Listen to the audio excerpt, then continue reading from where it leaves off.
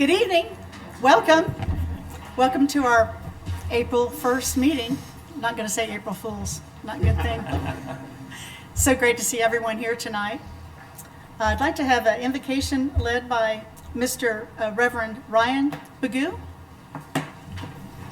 Please stand. Thank you all for the invitation. Obviously, my goal tonight was to be the most fancy-dressed pastor ever to lead an invocation, but I appreciate it. I just left baseball practice, and one of the things that I love about our town is just the way that there's so much connection and opportunities as leaders and as people in the community to serve. And this is a blessing to be able to come and be a part of tonight, but also a blessing to be a pastor in such a great town. So would you all pray with me? Father, I love you, and I thank you, God, for your goodness.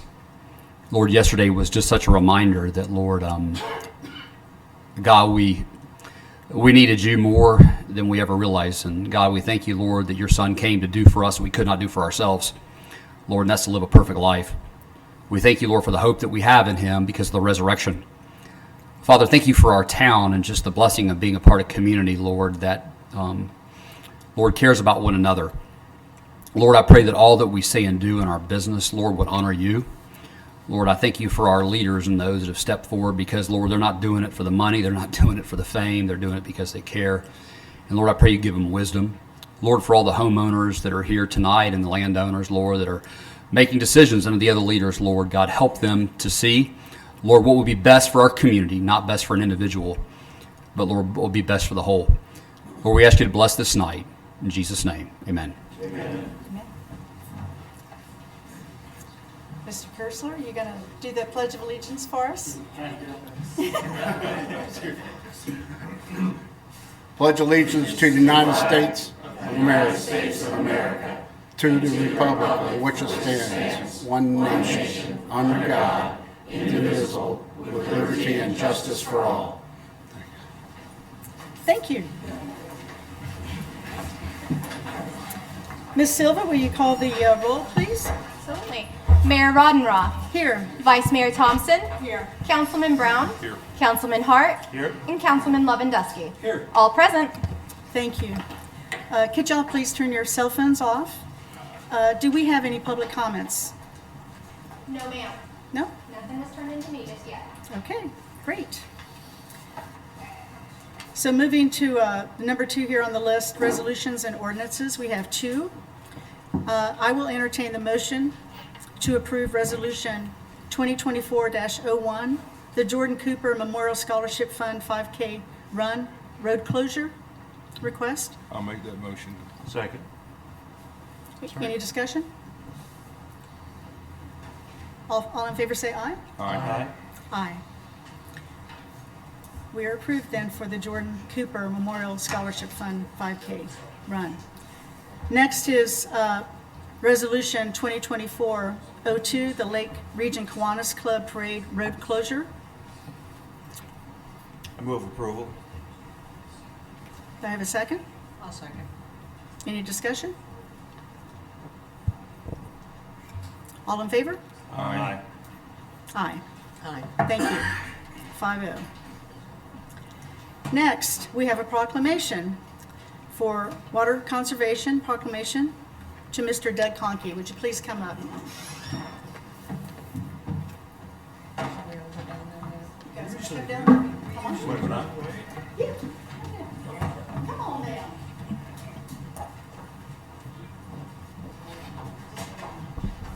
Forward. Proclamation by the City of Keystone Heights, Florida. Whereas water is a basic and essential need of every living creature. And whereas the state of Florida, water management districts, and the City of Keystone Heights are working together to increase awareness about the importance of water conservation. And whereas the City of Keystone Heights and the state of Florida has designated April, typically a dry month when water demands are most acute, Florida's Water Conservation Month, to educate citizens about how they can help save Florida's precious water resources. And whereas the City of Keystone Heights has always encouraged and supported water conservation through various educational programs and special events, and whereas every business, industry, school, and citizen can make a difference when it comes to conserving water. And whereas every business, industry, I think I skipped something. Whereas outdoor irrigation comprises a large portion of water use, the City of Keystone Heights will encourage citizens and businesses to focus on improving outdoor irrigation efficiency. Now therefore be it resolved by the virtue of the authority vested in me as Mayor of Keystone Heights, Florida, do hereby proclaim the month of April as Water Conservation Month. Keystone Heights, Florida is calling upon each citizen and business to help protect our precious resource by practicing water saving measures and becoming more aware of the need to save water. For this, the day 26th year of Water Conservation Month, there will be special focus on improving outdoor irrigation efficiency, duly adopted and proclaimed on this first day of April by the City of Keystone Heights. Thank you. Thank you for all that you do.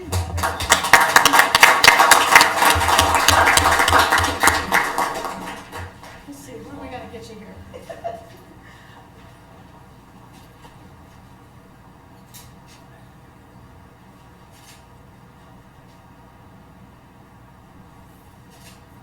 Thank you, Dad.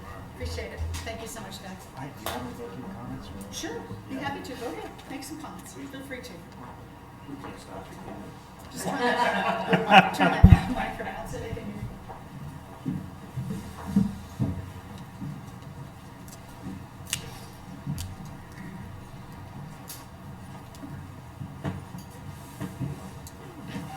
Well, thank you so much for your support in this fantastic endeavor that's proving more and more valuable every year as the state of Florida grows. 1,000 people coming every day, and yet the pool of water, that nice low-cost, high-quality water below us, is only a finite supply. So conservation plays an important part.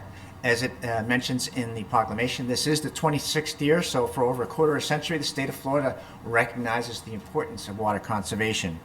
As the theme, outdoor irrigation efficiency, is vitally important. As we build homes after homes after homes, we find that your typical Florida home is going to be using 50% of their water outside the house. So irrigation obviously is a low-hanging fruit that produces huge returns when we want to make sure we don't want to be watering the streets or the driveways, because no matter what we do, the grass won't grow there. We want to make sure if there are leaks, you catch them, the head-to-head spacing is correct. And that little black box that everybody sees in their garage, learn how to use it and manage it to be able to regulate the water use. You will have seen I left some magnets up there that you can use to put your dental appointments or your favorite recipe on the refrigerator, but also we have now gone with the daylight savings times going to 2 waterings a week, but when it's rainy or wet, put a rain gauge out there. The technology is great. You see water in the gauge, meter goes off. I use one myself, so that way even a old Navy pilot won't screw up that technology. Conservation does matter, though, and there's no one best choice, but conservation of all the options that we are facing is the cheapest and produces almost 1/3 of the savings. Obviously, other things we want to do is protect your ecosystems from those drawdowns on those valuable wetland systems.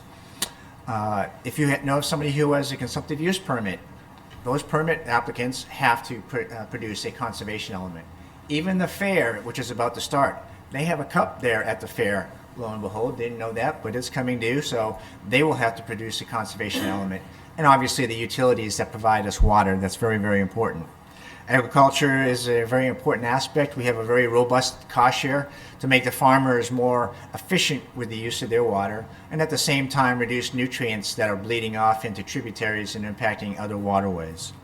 Residentially, we've talked about smart controllers, indoor plumbing, WaterSense, and Energy Star, all are products that will reduce the level of water. Reducing the turf and using a little bit more Florida-friendly landscaping. You can make a yard and a house look beautiful if landscaped correctly and not have to put all that water onto your turf. Down here it's great because down here, St. Augustine is not really what you need down here, and the Bahia is very healthy in this sandy environment. Commercially, we ask our commercial customers to utilize alternative water supply. Use the lowest quality water in their irrigation practices. And what you quite often find, if they get to be bigger businesses, stormwater harvesting, use that water. We're finding big neighborhoods now, like the Nocketees of the world, are starting to use stormwater harvesting. As you begin to grow here as a community, you may find opportunities for some stormwater harvesting. Not lake harvesting, because I know that's a sensitive topic, but stormwater harvesting is very valuable. We also produced 237 projects to date, totaling $38 million, and that saves 23.5 million gallons a day of water. Our most spectacular stat, though, is you've heard about the artesian wells and the aggressive play we have put in recently to plug unused or abandoned artesian wells. Those are free-flowing wells, just wasting water if they're not properly capped. Since 1983, we have capped 3,099 wells to the tune of $9 million, saving 792.1 million gallons of water a day. Now that is a huge statistics that is really helping the St. Johns River Water Management District. So again, I want to thank you so much for your support. I have ready for any questions. I know you have some other water discussions here, so I'll be here to kind of help answer any questions or just make note of what's going on, because you are one of the biggest projects going on in the state right now. And as I came down Blanding, I was looking at it all the way down here, is piping water from Black Creek, 17.5 miles down, to an engineered media. Basically, it's the Mac Daddy of filtration, just down Treat Road on the southern part of Blanding. Goes through a filtration system, taking some color out, taking some nutrients out into Alligator Creek, into Lake Brooklyn, recharging the aquifer. A healthy aquifer helps push the lake levels up, and you are now a blooming metropolis. So again, thank you again, and you have a wonderful day. And again, thank you for your support with this proclamation. Thank you. Doug. Appreciate it.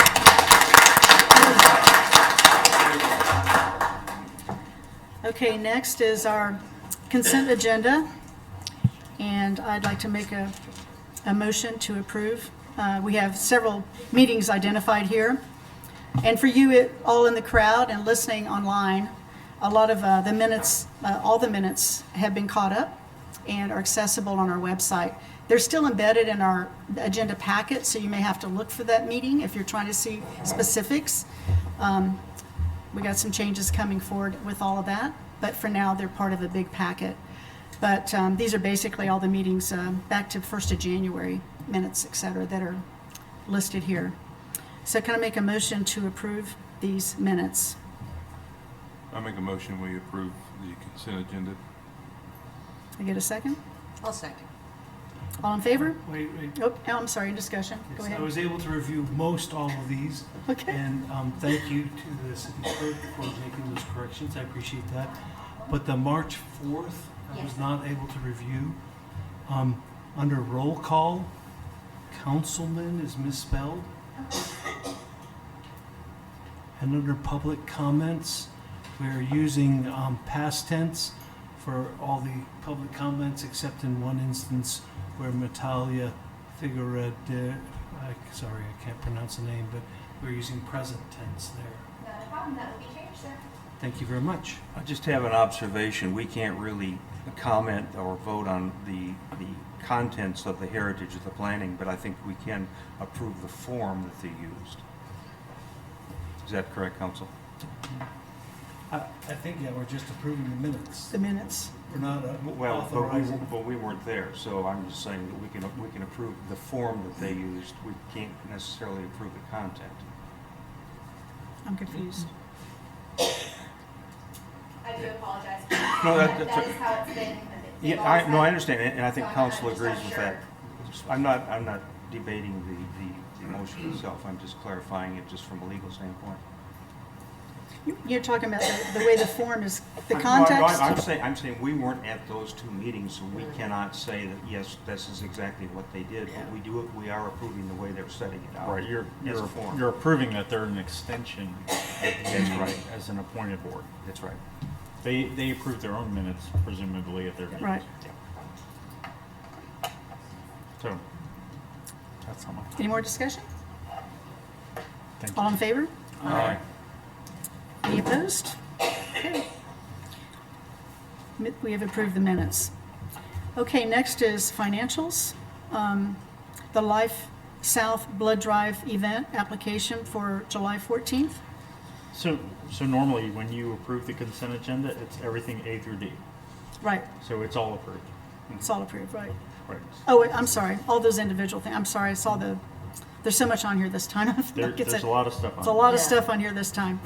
So basically, it is the minutes for the crowd, financials, the Life South Blood Drive event application for July 4th, and the 2023 roadway improvements, project number 171759.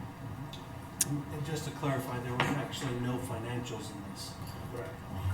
Okay. Correct. So we're good, right? We already voted, we should be good. Sorry about the little bit of detail there. Okay, action items.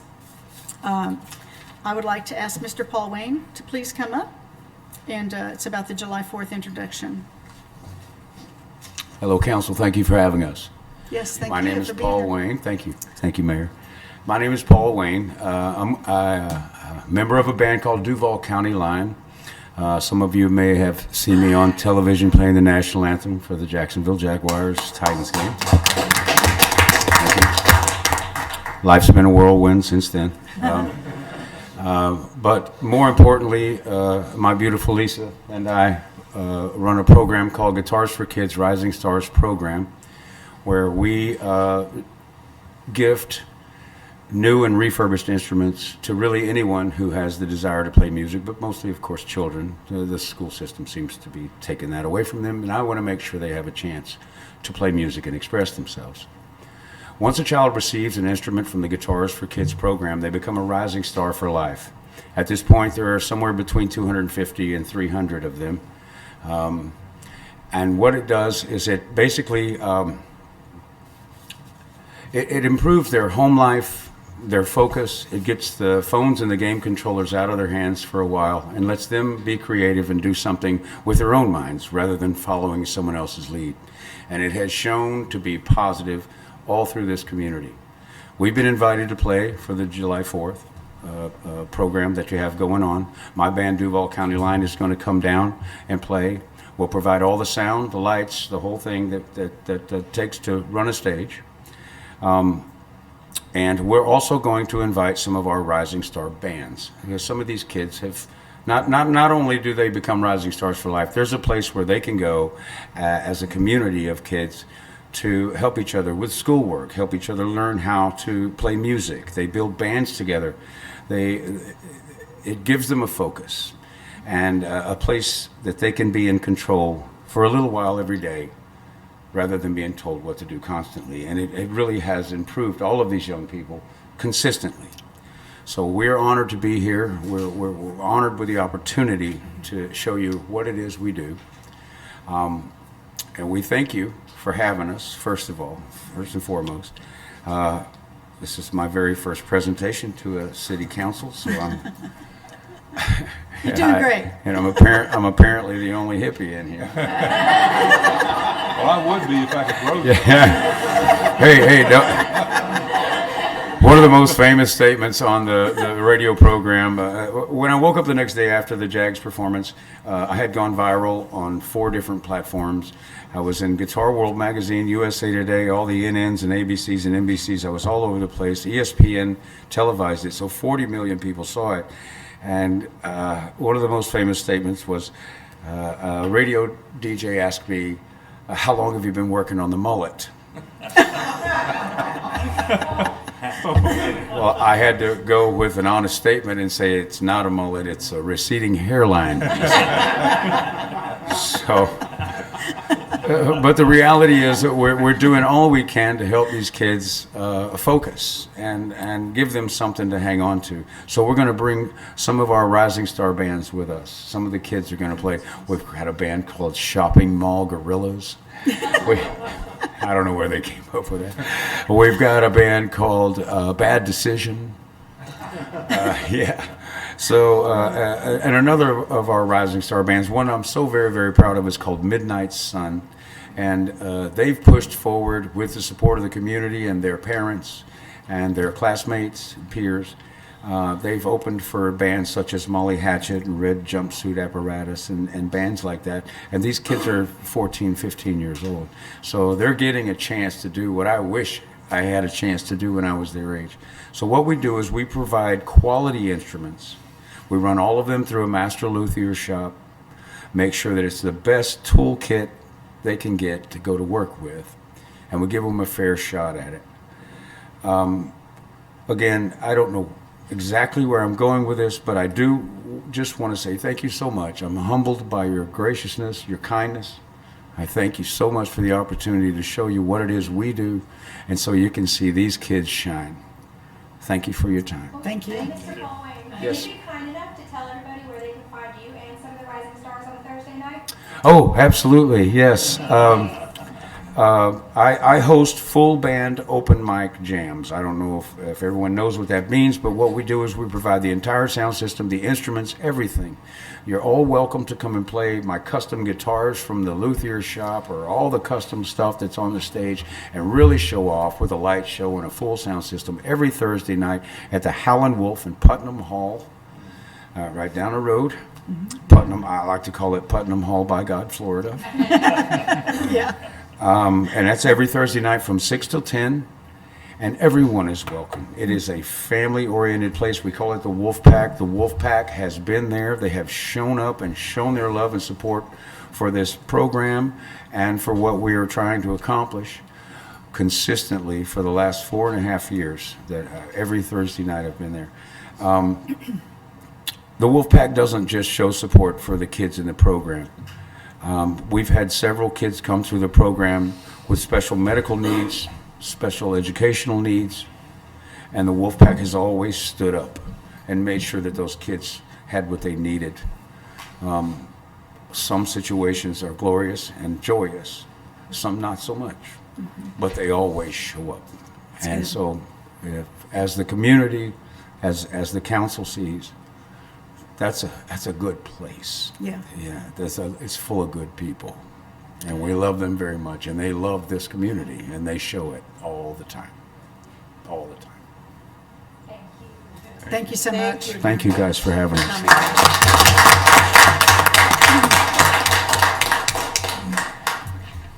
So, Mr. Van Zant, can you give me an airport update? Could I Yes. just ask a question on that real quick? Yep. Mr. Hart, you're the July 4th go-between right now, as far as I know, right? You're the person here that knows the most. I know the most.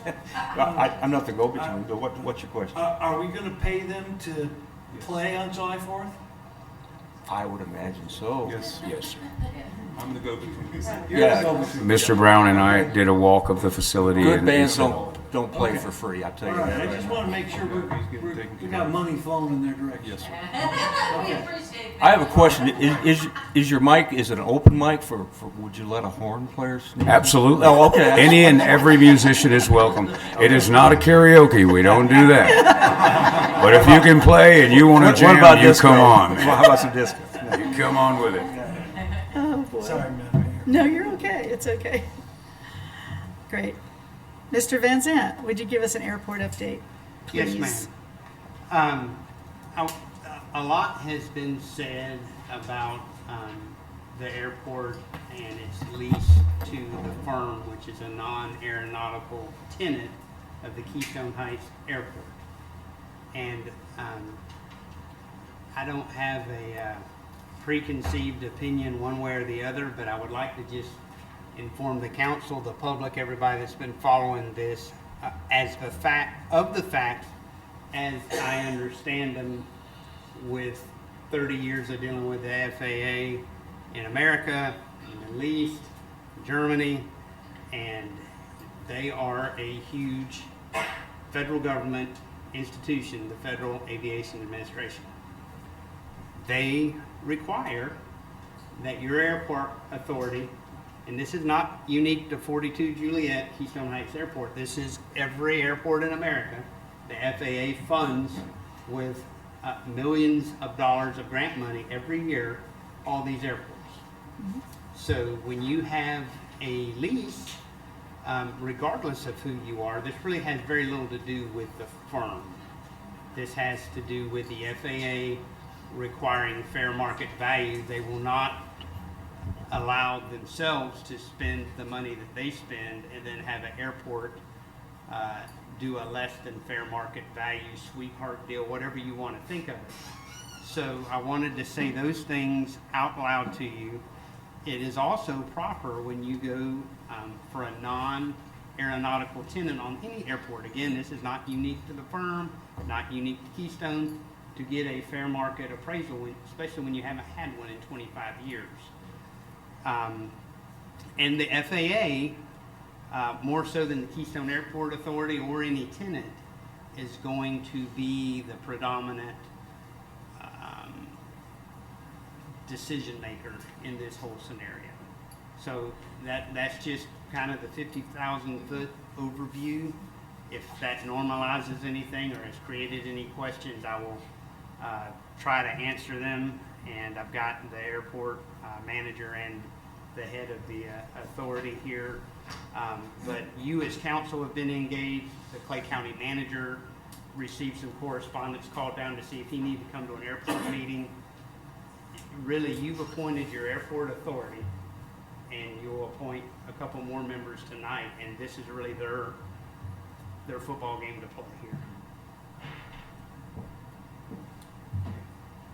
Thank you, Mr. Van Zandt. Okay, just a few other highlights.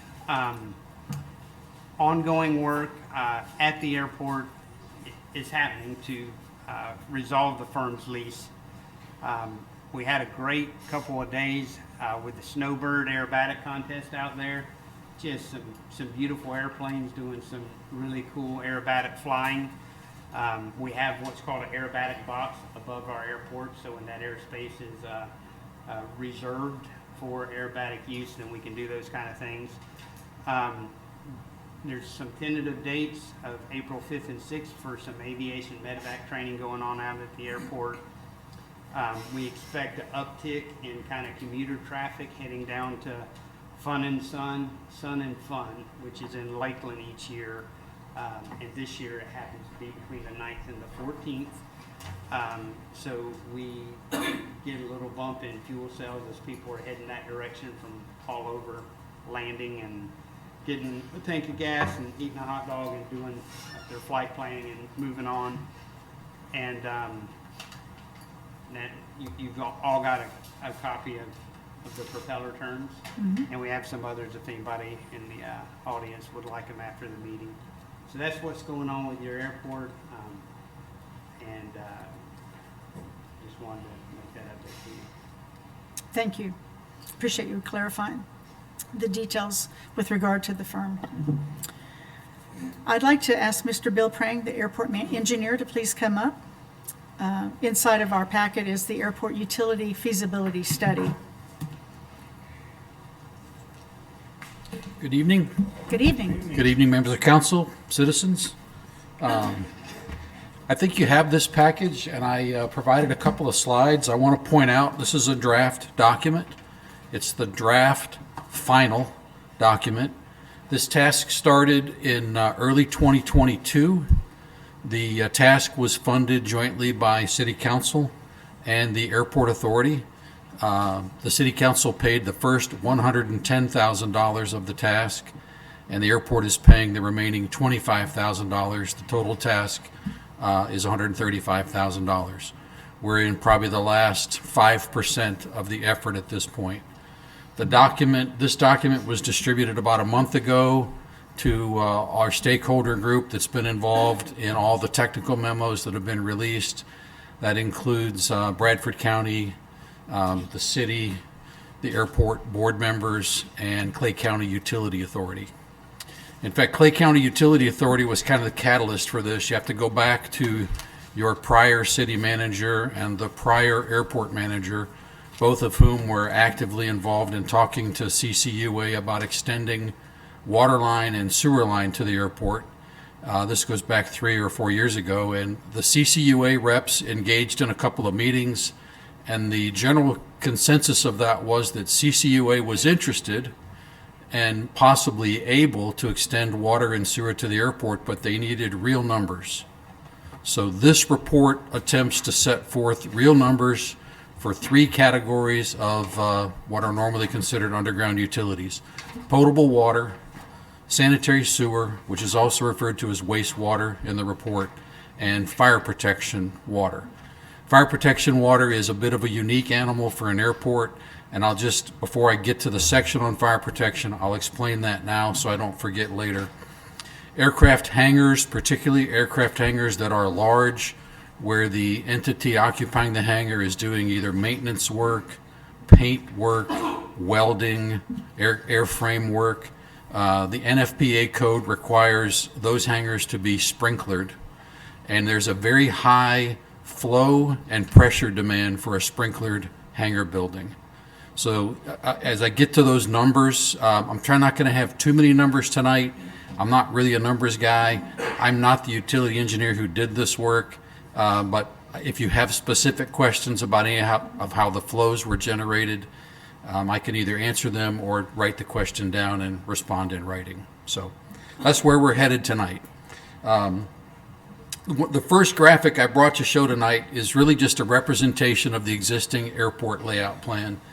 And if you look to the right and to the left of the airport graphic, you'll see for terms of nomenclature, we designated the existing airport usage as east side and the area in Bradford County as west side.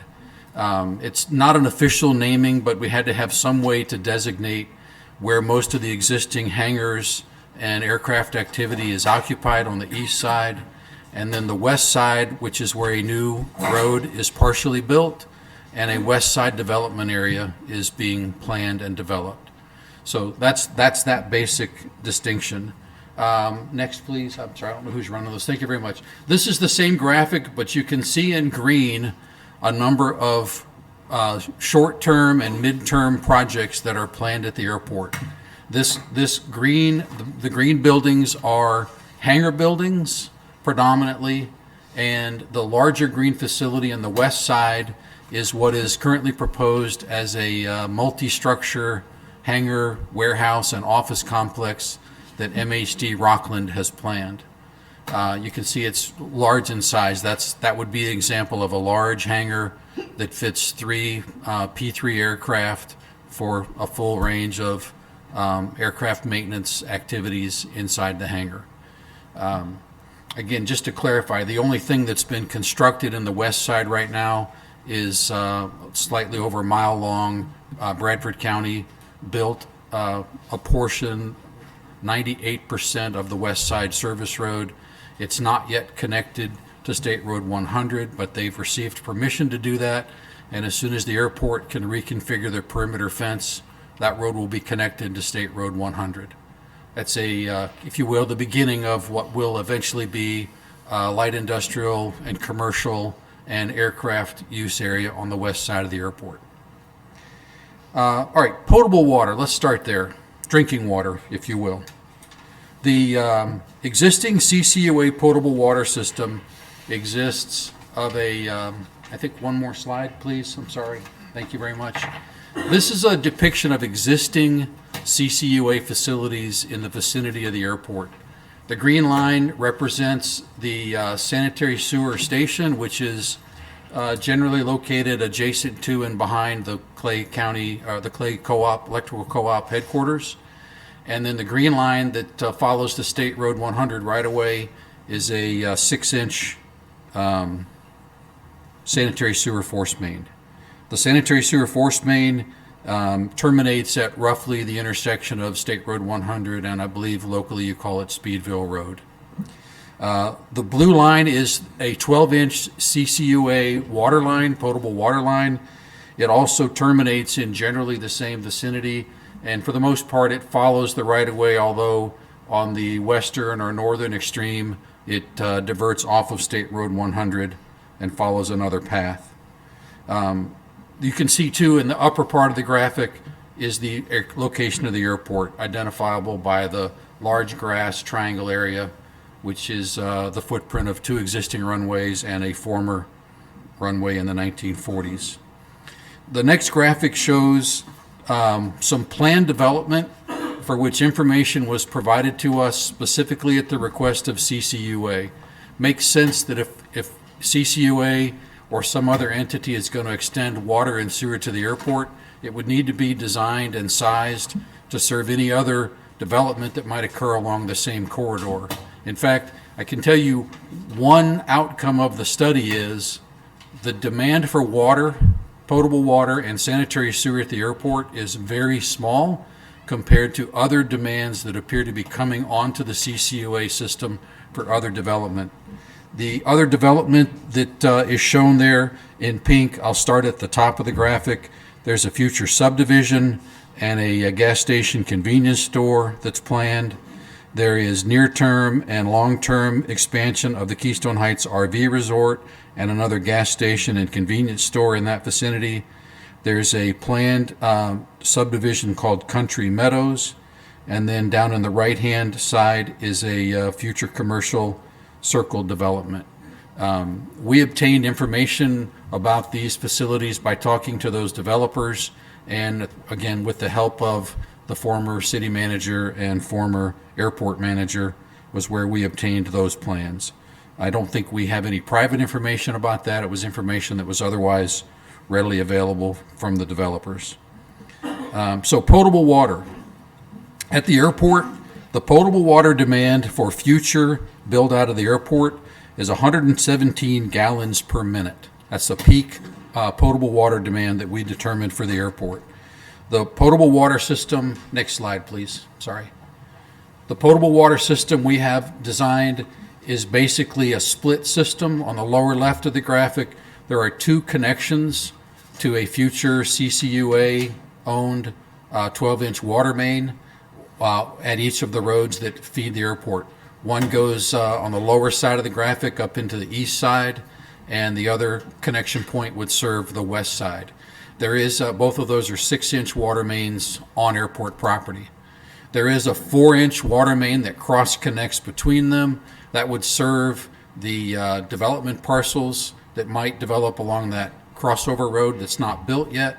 And it also serves as some redundancy. If for some reason one of the connection points had to be closed, you would have cross connect between the west side system and the east side system. Again, for those of you that don't do potable water design, 117 gallons per minute is a relatively small number. Okay? Again, let me just point something out. Potable water and fire water are two completely different demands. It's both water, but the fire demand far exceeds what Clay County Utility Authority could provide with their system. So I'll tell you in a minute how there will be an independent fire water system on the airport. The next is sanitary sewer. Next slide, please.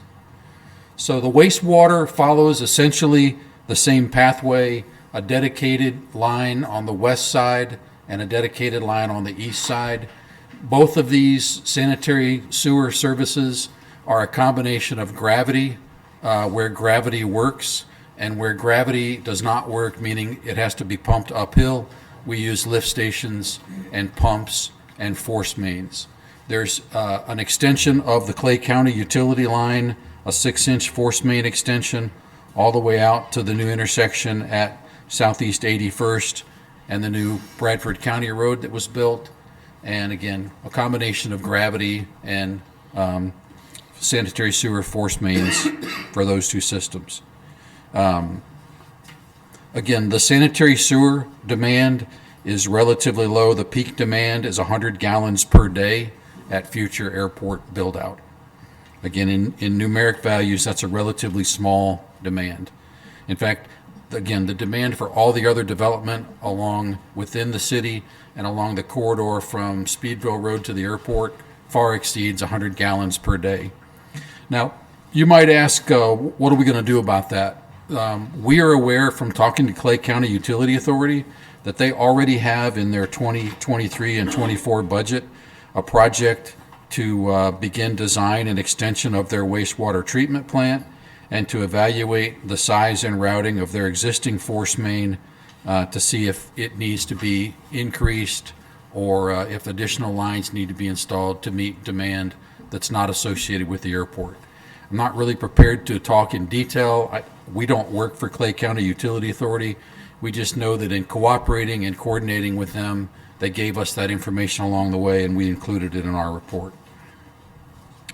Let's talk about fire protection on the next slide, please. The airport currently has an above-ground water storage tank that's served by a dedicated well. It's on the east side of the airport in the T-hangar area, far right, top right of the graphic. That's a common way for airports with T-hangar and corporate hangar clusters to provide fire protection. None of the hangars now is internally sprinklered, and the hangar development on the east side continues to be additional T-hangar buildings in the future and corporate hangars. A corporate hangar, you might also hear it referred to as a bulk hangar. It's a rectangular or square hangar in the neighborhood of 60 by 60 to 80 by 80, give or take. It's typically dedicated to one corporate tenant, either a business or some type of operator that owns multiple aircraft. That's opposed to the T-hangar layout, which is a long rectangular building where private pilots who own one airplane store their single airplane. The demand on the east side is in the future for a fire flow of 2,250 gallons per minute at 20 psi. That's considered a low pressure system. So the future fire protection on the east side would be supplemented by a new 8-inch well, additional storage tank capacity up to 270,000 gallons of above ground water storage, a new diesel powered fire pump system, and replacement of the existing 8-inch fire hydrant line with a 12-inch hydrant line. On the west side, because the proposed MHD hangar is so much larger, and because some of what could be potential development in the west side would need additional pressure, we're planning a high pressure system, 6,000 gallons per minute at 109 psi. We just give you those numbers again so you can see the range of magnitude. The low pressure system is 2,250 gallons per minute at 20 psi. The high pressure system is 6,000 gallons per minute at 109 psi. If I could just give you a layman's explanation as to why that is, when you have a large hangar that's maybe 450 feet long and 100 feet deep and is built tall enough to accommodate a 45-foot tail height on an aircraft, you have to have a pumping system that's strong enough to pump water all the way up to the roof of that hangar so it can distribute water down onto the hangar floor area. So you have to overcome that head pressure. That's why there's more water, there's a larger space, and a higher pressure that's required. The proposed west side high pressure system includes a new 8-inch well, 300,000 gallons of storage, and 12-inch fire main with hydrants to serve tenants that are along the west side service road. The overall construction cost at this point, this is a preliminary study. This is what we would call a class 3 estimate, meaning the range on the cost estimate is minus 10% to plus 30%. The estimate is at just above $17 million to design and build out the whole system. Including a contingency and the class 3 order of magnitude range, I think you should be thinking about this project as something in the $22 to $23 million. And I know somebody's going to ask, how are we going to pay for this? Save that question. Anybody have any technical questions, either about the existing layout, plan development, or potable water, wastewater, or fire protection? So I read 78 pages of the technical document, and I'm an engineer, Yeah. and I'm very impressed with your work on the technical level. It's the non-technical stuff that I have a lot of questions about. Okay. So thank you for excellent work on technical analysis and planning. What are your other questions? I'll do my best to try to answer them. Well, you just answered one of them, which was the $17 million cost at minus 10% to plus 30%. Where are we going to get that kind of money? Yeah, so that's a great question. We were not tasked with developing a costing or a financial capital plan for the project. But I've been in a number of meetings. This question comes up all the time. Again, the prior airport manager and the prior city manager wrestled with this question. I don't want to say that it was parked until later, but CCUA was not interested in talking to us again until we presented them numbers like gallons per day, gallons per minute, flow and pressure numbers. I don't believe they would fund all of the project, but they may fund part of the project or be willing to partner with other stakeholders to fund part of it. I have a document from one of my colleagues that I apologize, I forgot to print it, but I have it here and I'll provide it to Mr. Van Zant so he can distribute it. But there are sources of funding for projects like this that municipalities rely on all the time.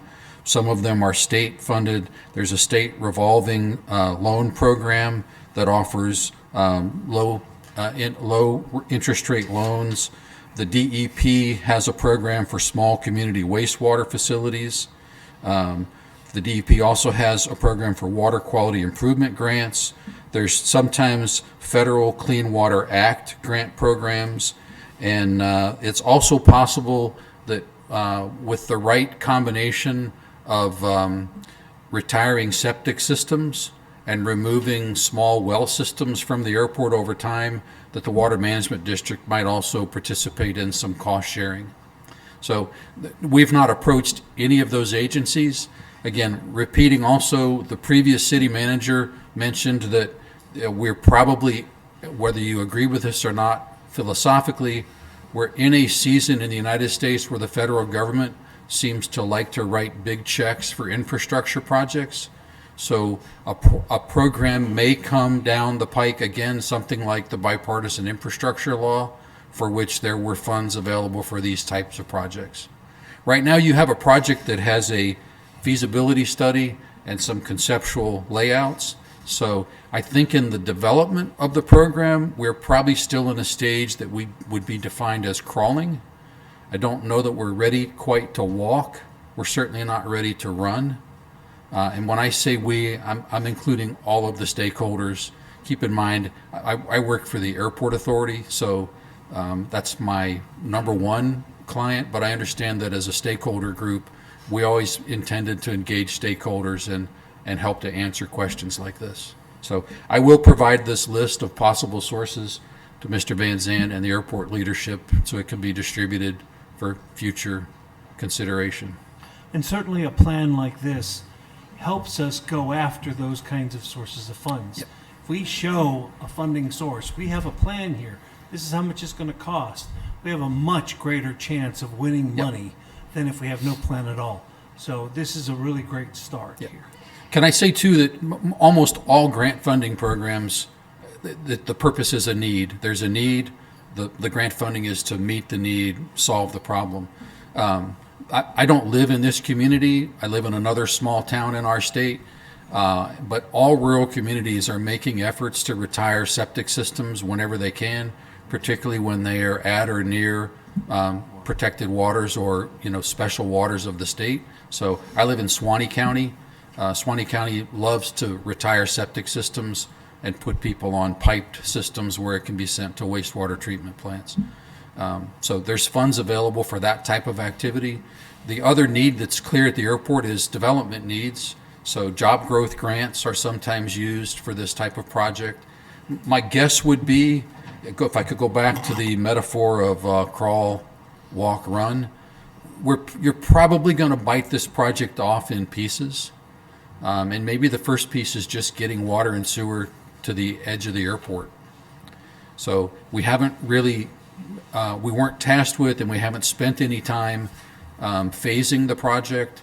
It's possible, but not likely you would get $23 million in one shot to do the whole thing. But that's where we stand. The longer it takes, cost of everything continues to go up, particularly in the construction industry. So this same project 5 years from now, save a complete collapse of our economy, is probably going to be worth 20% more at least. So, but once the document is out and finalized, I think the stakeholder groups can maintain a dialogue with each other and look for opportunities to partner together in grant applications and partner together in ways that would define, well, what's the highest need and what's phase 1 or phase 2 or phase 3 of a project. So I have 3 other items, sorry to. I got all The time. first one is on page 5, at the bottom of page 5. Yes, sir. And this has to do with the sanitary sewer system. And your analysis is that significant development beyond what is anticipated could exceed the capacity of the existing 6-inch force main. Right. So that is not part of the plan to build out right now. And it's not because of the airport project, it's because of the other stuff that might connect in. Yes. Okay, and so that, in my mind, must be addressed. And how would we do it, and how much more money would it cost, all that kind of stuff. But it kind of leads to the other 2 problems. And the other 2 problems have to do with the difference between Clay County and Keystone Heights and Bradford County, which is also basically the cutting line between the St. Johns River Water Management District and the Swanee River Water Management District. Highway 100 going up to Stark is basically the line. And if you're on the west side, you're in Swanee River Management District, and you're on the east side, you're in St. Johns River Water Management District. And so we need to address those 2. And I would say the biggest problem right now is optics. It looks like we are extending these lines, and the biggest benefactors are Bradford County people. The most residencies, the most water usage, the developments included are Bradford County developments. And it looks like Clay County is building something to support Bradford County. And so therefore, I would say we truly need to team up with Bradford County and see what they can also do to help us if we all want to benefit from this. Do you have any comments on that? Well, who's running the slides? If you go back a few to the one more. So there's a near equal distribution of development in Clay County and Bradford County. For those that can't see, there's a vertical line that goes down the center of the graphic. That's the county line. And you can see the airport is somewhat bisected by the county line. It is. So I will acknowledge that there is a portion of the proposed development in Bradford County, but there's some in Clay County. You talk about numbers, it's way off balance. I understand that. Yeah. Okay. Yeah. I'm not here to debate that. Remember, No, and I'm just I saying we developed need a report to team. say what the airport needed. Right. No, I'm And, just saying and we can need I to think about can, this. can I point out too? I don't know if this was embedded in your question, but keep in mind the Clay County Utility Authority is not a part of Clay County government. It's a public body corporate that operates autonomously with its own budget and funding sources. And I believe I don't know the name for what this is, but I think you'll get the metaphor that they exist to operate on a net zero. I'm so sorry. This Oh. is a laser pointer, and you're Oh, moving back wow. and forth on the slide That's as well. fantastic. Okay, but like most laser pointers, it doesn't like a TV, but that's okay.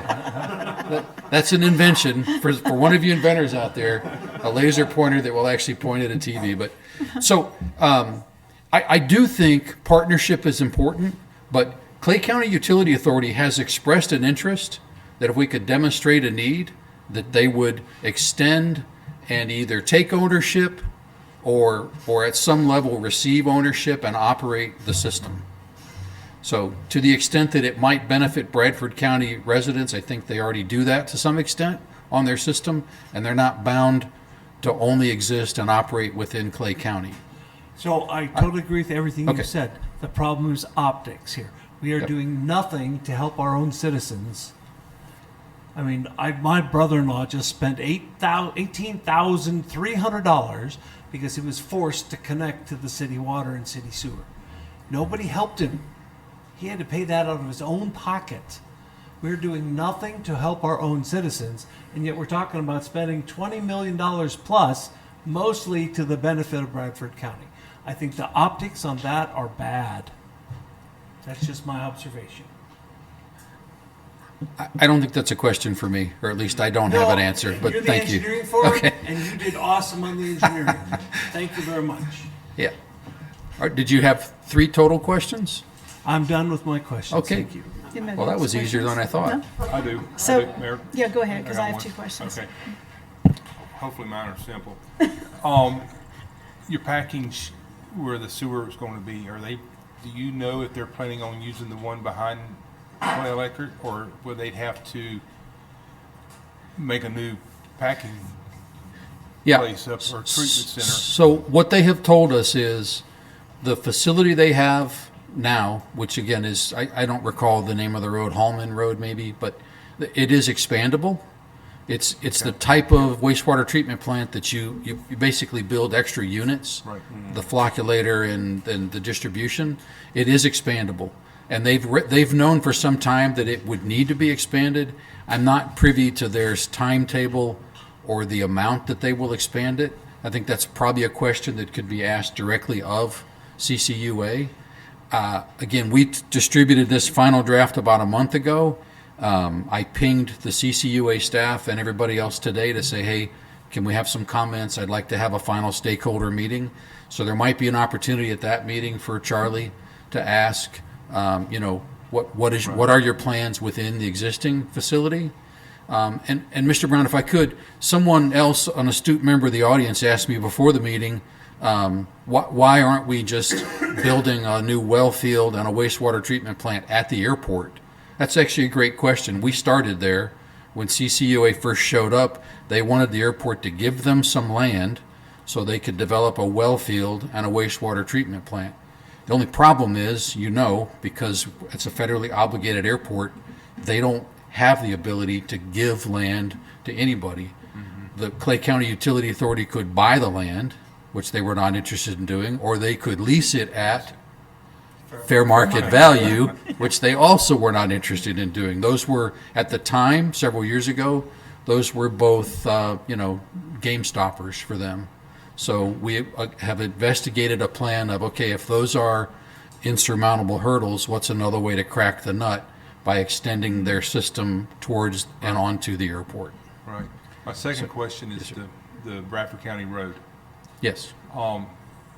I didn't understand what you were saying about that adding on to it. Is that the holdup still the turn lane? Or No. can we be able to connect that to 100 the way it is? Yeah, the turn lane is still planned, and there's still funding being sought for the turn lanes. But Bradford County has been given permission by the DOT right-of-way department, I guess. I don't work for Bradford County either, so I don't know those details. But they've been given permission to connect the road. Bradford County forces will complete that work.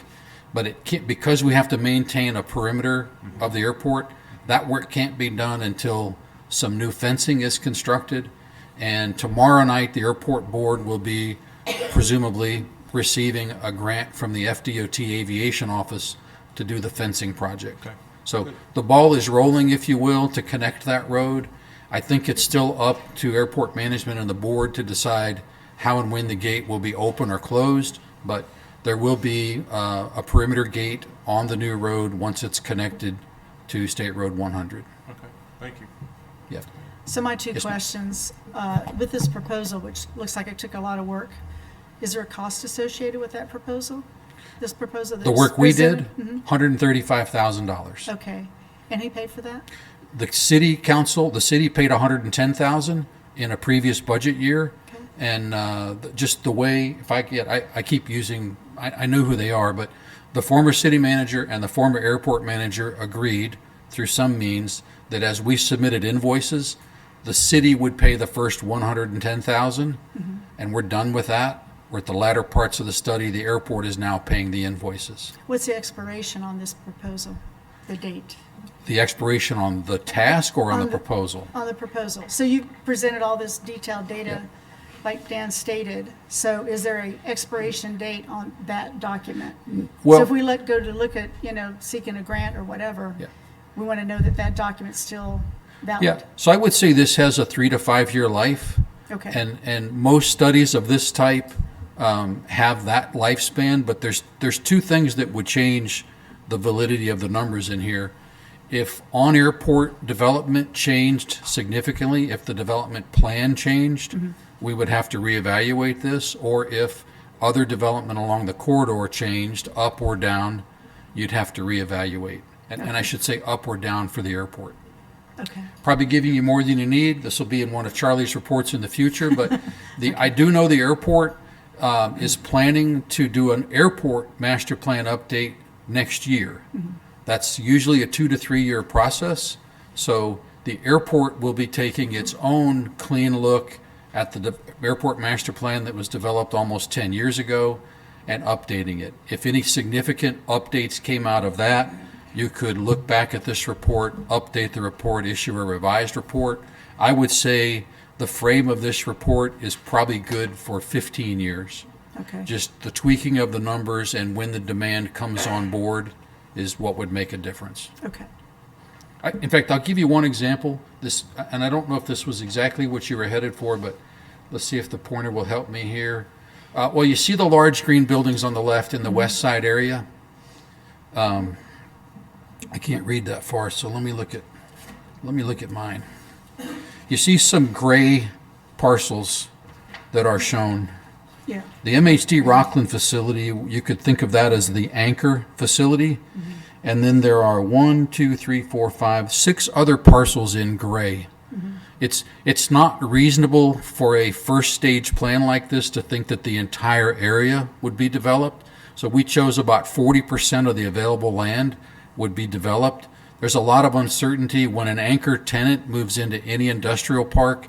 They naturally will tend to attract other businesses that are either similar or have like industry, or maybe they are providers to the anchor tenant. So out towards State Road 100, we show a 2 acre, a 3 acre, an 8 acre, and a 2 acre parcel, which would be businesses that might want to front or be near the State Road 100. The other parcels are 15 acres and 17 acres located adjacent to the proposed Rockland facility. If in the master plan we determine that somebody comes forward and has a greater need for more or less property in that area, we would be able to adjust the forecast for how quickly that area would develop and then adjust the numbers in the report accordingly. I would venture to say, though, again, I'm not a utility calculator, you could double the development in the west side service area in the next 10 years, and the development along the rest of the corridor would still dwarf the airport's demand for water and sewer. And we've already said the airport's going to take care of its own fire protection water with its own dedicated systems where the water never leaves the airport. Okay. Thank you. Yeah. Was Appreciate that it. both questions? Yeah, I think so. Oh, wow. Do I have any questions? Good. Thanks, Mr. Prane. Okay. Thank you for Yep. Next steps for us is getting final comments on the report.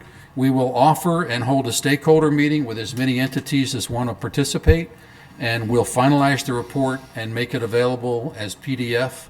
I give Mr. Van Zandt a printed copy if anybody prefers to read printed and you haven't read it yet. If you don't like all 78 pages, I will say there's a 4-page executive summary at the front, which gives you all you need, unless you're just way down into numbers. If it's, okay, I'll take that You said it, not me. one. You're right, you're right. I think you actually enjoyed reading it. Parts of it I did. Yeah. Actually, yes. The one thing I would ask is, if possible, involve Bradford County. Yep. I'd like to hear what they have to say. Okay. Mr. Cornegay's in our stakeholders group, so Okay. we will, I'll make an effort with the airport manager to reach out specifically to them Okay, that'd be great. and see what they have to say. Thank you. Yeah.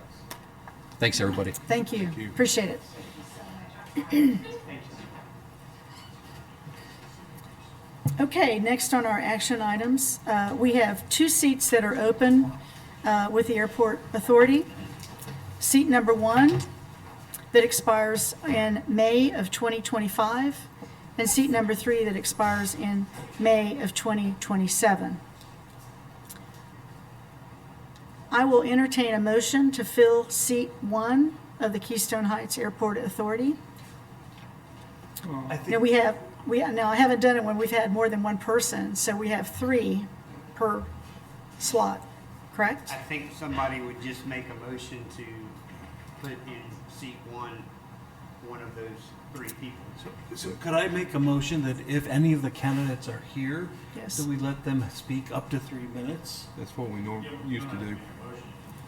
Okay, is that okay with the? Sure. That's good. Yes. Like- Yep. like All right, I'm if fine with any that. of the candidates are here, We got three of them. okay, Okay. Miss Terry Hall's the one with her hand up. all right, let's start there. Would you like to say something? Come on. Yeah, come on up, Ms. Hall. Good evening. We're excited that we have so many candidates wanting to take a role here. So I apologize for not knowing this whole process exactly. So introduce us to yourself, please. My name is Terry Hall. I'm a resident of Bradford County. I live about, as the crow flies, about 1.3 miles from the entrance to the airport. So I'm local. And long time ago, I earned a bachelor's degree in forest management and a master's degree in forest economics. And I use that degree in my current job. I work for a timber company that is local here, but it's also international. Right now, I actively manage 57,000 acres in Bradford County. I also supervise the management of around 400,000 acres in the state of Florida. This involves everything from timber harvesting, site preparation, replanting to forest protection from disease, pests, and wildfire. In 2007, some of y'all might remember the wildfire that broke out. It was called the Dairy Road Fire. And it affected the land that I was managing as well as the land that was adjacent, which was at the airport. That fire burned about 15,000 acres. It jumped 100, it jumped County Road 18, it ended up in the Santa Fe Swamp right behind my house. So it threatened structures at that time, and there was a lot of cooperation, a lot of Camp Blanding, all the different companies, the agencies that came out and fought that. And so I was also a big part of managing that firefighting effort. Another important part of my role that I currently have is that I interact with agencies, including the water management districts, both St. John and Suwannee, the Florida Forest Service, county commissioners, with Bradford and now you, and other officials. Also, I work with like the University of Florida. We do studies, research things with them, and I also have a lot of interaction with private landowners. I believe it's important in my job and also in this position that cultivate good working relationships with the various people who are involved, people who live close by. So the several things about this position interest me. One is having the opportunity to act in the best interests of the local community. I've been a resident of Bradford County for almost 30 years. As I said, I live really close to the airport. And also, this was fascinating to watch the plans, the future possible plans for the airport. I think this seat would give me an opportunity, to have some insight into what's happening, to help guide it in the decision-making that's going on. And also I'm interested in the forest resources that are out there. I mean, the airport has a couple hundred acres of timberland that's out there. And, I would be interested in, helping in some way to protect that and to, cultivate and make the best use of those resources. So I appreciate y'all's consideration. Thank you. Okay. Thank you. And let's see, so that was for seat one that you're applying for, Ms. Hall. Is James, Mr. David is here. James Eifert. Mr. Eifert here tonight? Oh, yeah, come on up. I thought we had another one here as well. Well, we have also Mr. David Welch as well. That's me. You're Mr. Welch, okay. Yeah. Yes, sir. My first name's John. I go by my middle name David because that's what my parents started calling me, and if Yeah. I wanted to eat, I had to respond. My name is David Welch. I'm a resident here in Keystone Heights, retired about 3 years ago and moved here with my wife because we have three granddaughters here and only one in Huntsville, Alabama. So it was an easy decision. I'm a private pilot and, pardon me, a tenant on the airport. I'm Do you interested rent in a- aviation. Do you rent a T hangar? Yes, I do. Okay. Yep. I house my experimental aircraft that I built in there. It's an RV-12 if you're interested. I'm interested in aviation education, active in the Civil Air Patrol. And I'm finishing classes to be certified as an aviation ground instructor. And in the month of May, I'm going up to a class near Kansas City to get training to be a light sport aviation mechanic. So that's that's kind of my second career after having retired from the Army Aviation. I was disappointed Mr. Wayne had to leave because I wanted to put him at ease by saying I'd grow my hair longer if I could. And I think there's a couple of us in here that would do likewise. Let's see. My career, I'm a Michigan farm kid originally. And so my dad, my brother, and I farmed about 800 acres, and we had to fix. We spent a lot of time fixing things and improving John Deere equipment and in some cases inventing our own equipment, and that sparked a lifelong interest in fixing and improving things. And so that's been my career in engineering, is process improvement, product support. Took a wrong turn into program management for a while, and made it back to engineering for about the last, he nods his head, you know what I mean. About the last 10 years I spent working for a consultancy at the Army Aviation and Missile Command, working on some of the systems that Charlie probably used, and also spent some time working on a system that was in the guided missile destroyer Arleigh Burke class, and I see a Carney hat in here, the DDG-54. That was one of my ships. Yeah. So I'm making a lot of connections here. I like that. Let's see. I guess I'm at a loss to say much more. If you have any questions, or have I missed, Charlie, have I missed anything? No? Okay. Well, I'll just, and this is Sure. for all the candidates. yes, We have a small airport, yes, and there are times when we need all hands on deck. yes. And so I'm hoping that all the candidates, when necessary, are willing to get out and give that man right back there, David Kirkland, a hand. Whether it be driving a lawnmower or picking up trash or whatever it is, there are times, governor is coming in on Saturday. Yeah.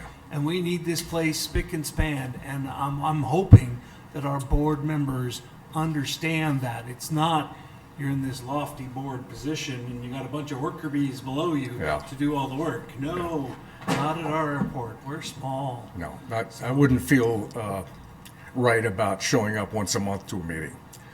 And as it happens, I like lawnmowers. Well, and if you got and if you have a plane there and Yes. you're working on your funny. plane, you're gonna be there. So that's perfect. That's awesome. Absolutely. Thank Yep. you.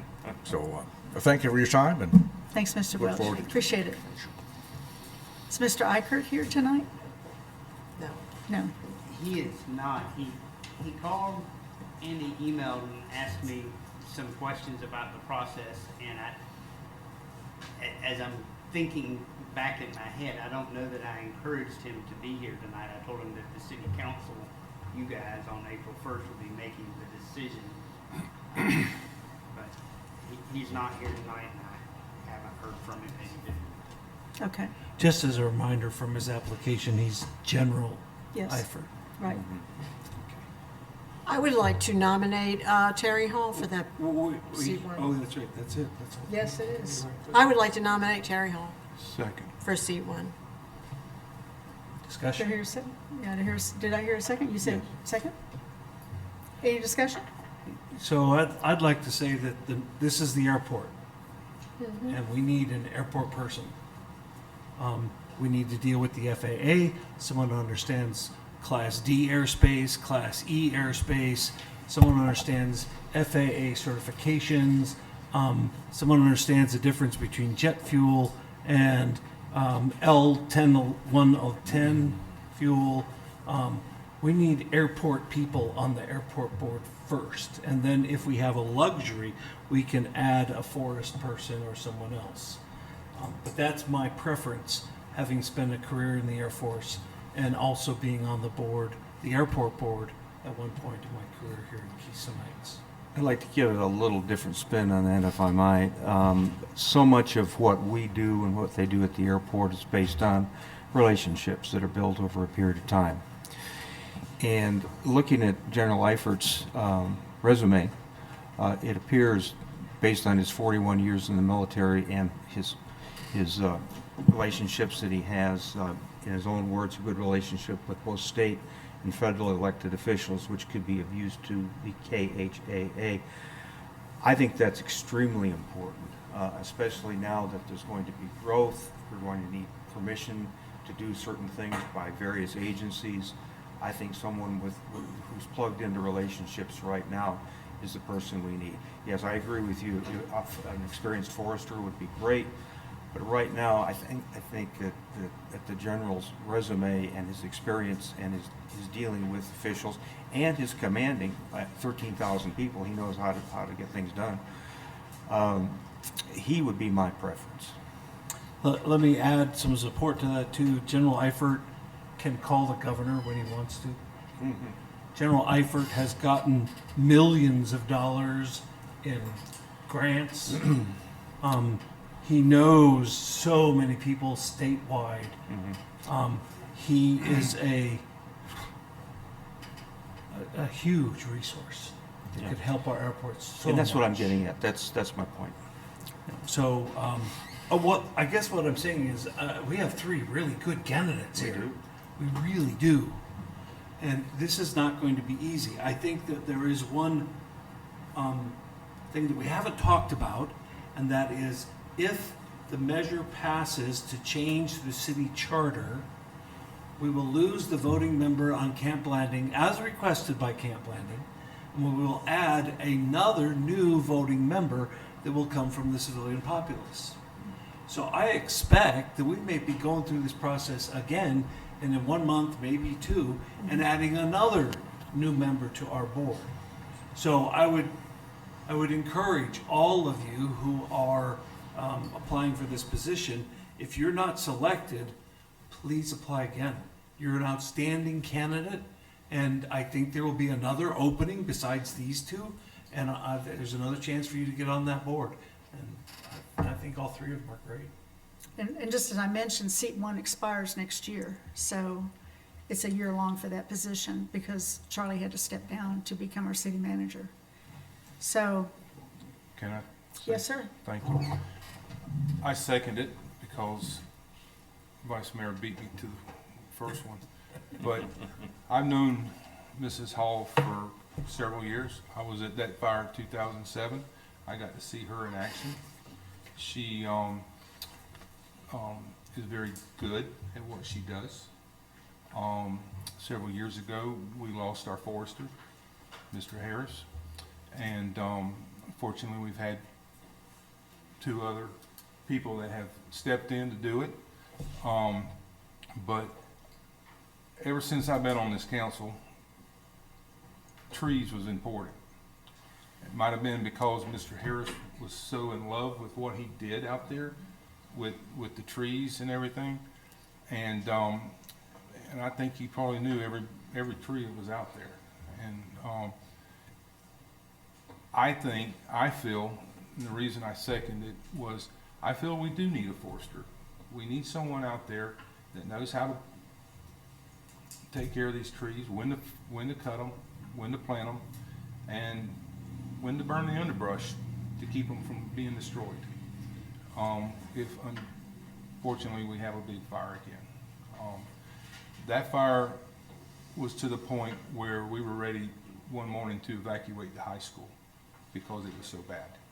And but like I said, I did see Mrs. Hall in action and how she worked with the forestry department, the fire departments, and whoever else was there. And it is a big responsibility to take care of all these trees. So I call the vote. Unless you have something to say, I'm sorry, Mayor. I do have one more thing if everyone else. Go ahead. So a while back, I happened to be talking to our board of directors, Mr. Kirkland, and I asked him, what kind of people do you want on the board? And his first reaction to me was, I need aviators. I need people who can speak airportese. And so that was important to me. What does Mr. Kirkland want on the board?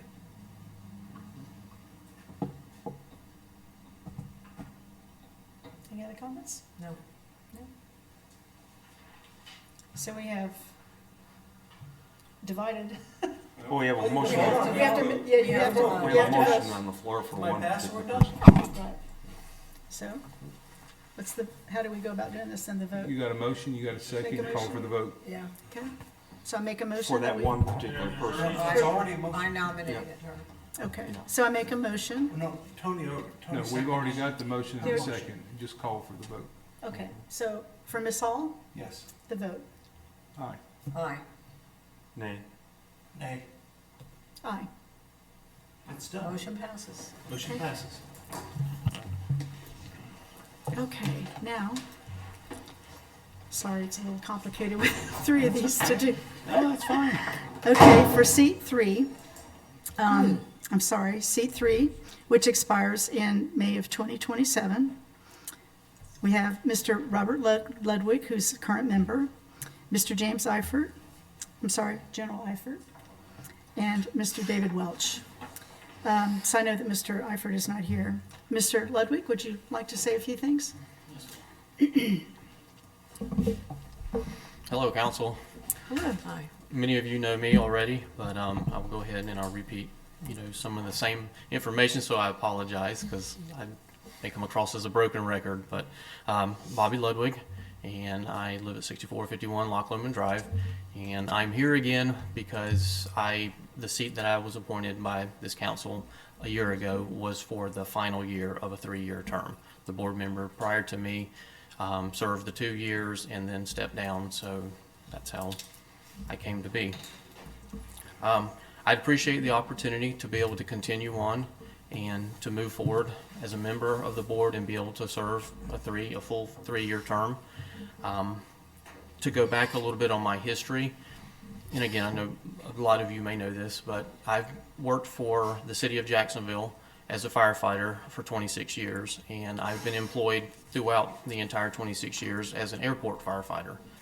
When I came in front of this board a year ago, my experience was the love of aviation and the fact that I had worked on different airports throughout the city of Jacksonville. The one part where I didn't have experience was the administrative side of things. In this past year, I've been able to gain a lot of experience with the administrative side of things, and I find that I do enjoy that. I find that in the later stages of my life, this is more my speed, the speed of an email, versus sitting on go waiting for the big one to happen. So this is more my pace at this point. The 3 airports that I'd had experience with throughout my career were Craig Airport, which is also known as Jacksonville Executive, which is on the south side of Jacksonville, and it's a small general aviation airport. This has somewhat similarities to Keystone Airport. Jacksonville International Airport, which is the main commercial airport that any of us, as we're traveling, that's where we're going to be flying in and out of.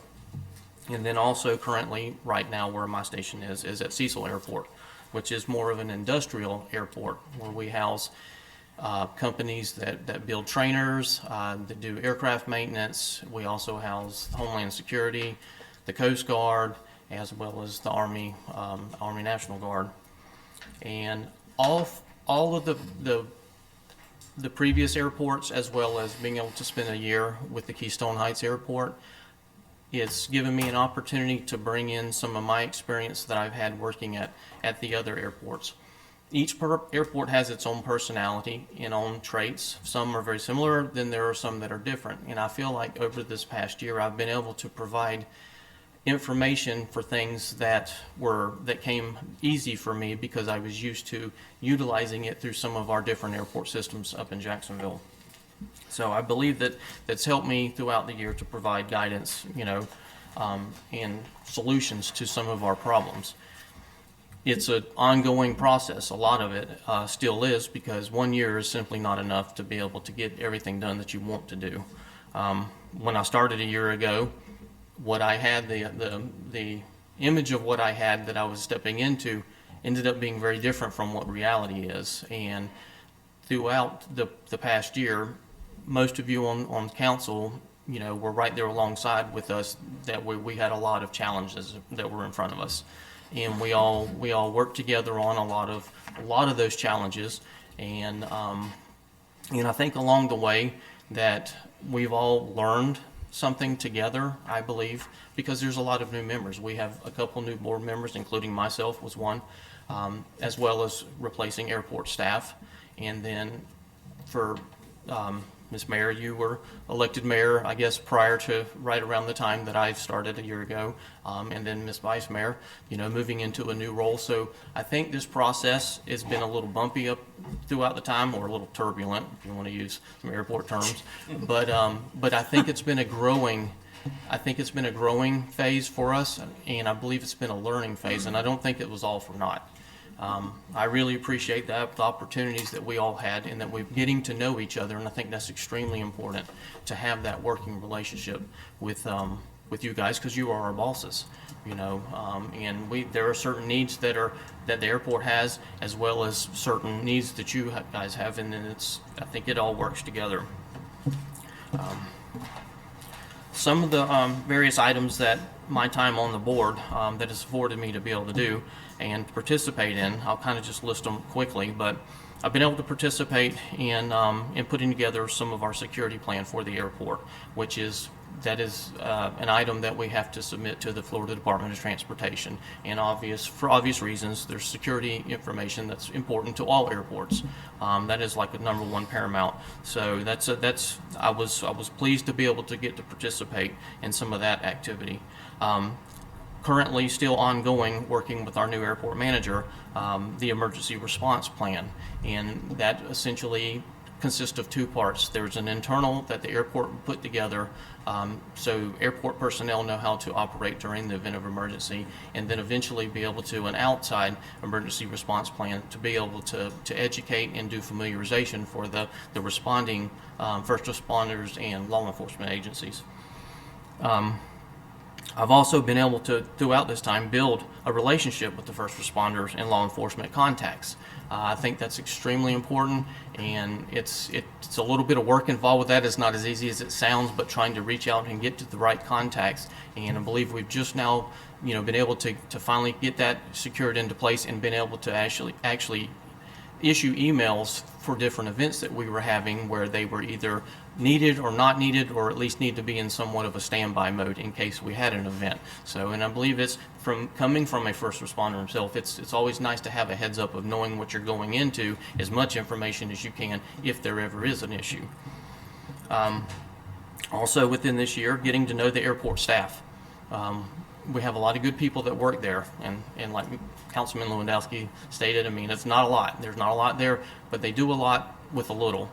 And some of them are very good at multitasking, and it is very much appreciated. And I felt that it was important throughout this year that I at least tried to take time to get to know each of our staff and understand what they do, and just kind of get to know them and find out and learn a little bit about their personal life. I've also had an opportunity to meet some of the tenants, not all of the tenants, but I think, again, it's important that we have that time to where they can get to know me and I can get to know them, and again, building that relationship and that friendship, because there is a very tight family unit out there, a very tight group, and some of the people that have been there for a very long time. So coming in as an outsider, sometimes there's a little hesitancy there, but I understand that, and over time, as we get to know each other, I believe it's very important. I think for myself, is one of the most beneficial things I've been able to do throughout this year, and again, some of you council members have been aware of this and have been a part of this as well, is I believe I've been able to provide some healthy debate within our board meetings. I'm a very inquisitive person by nature, and I want to understand things.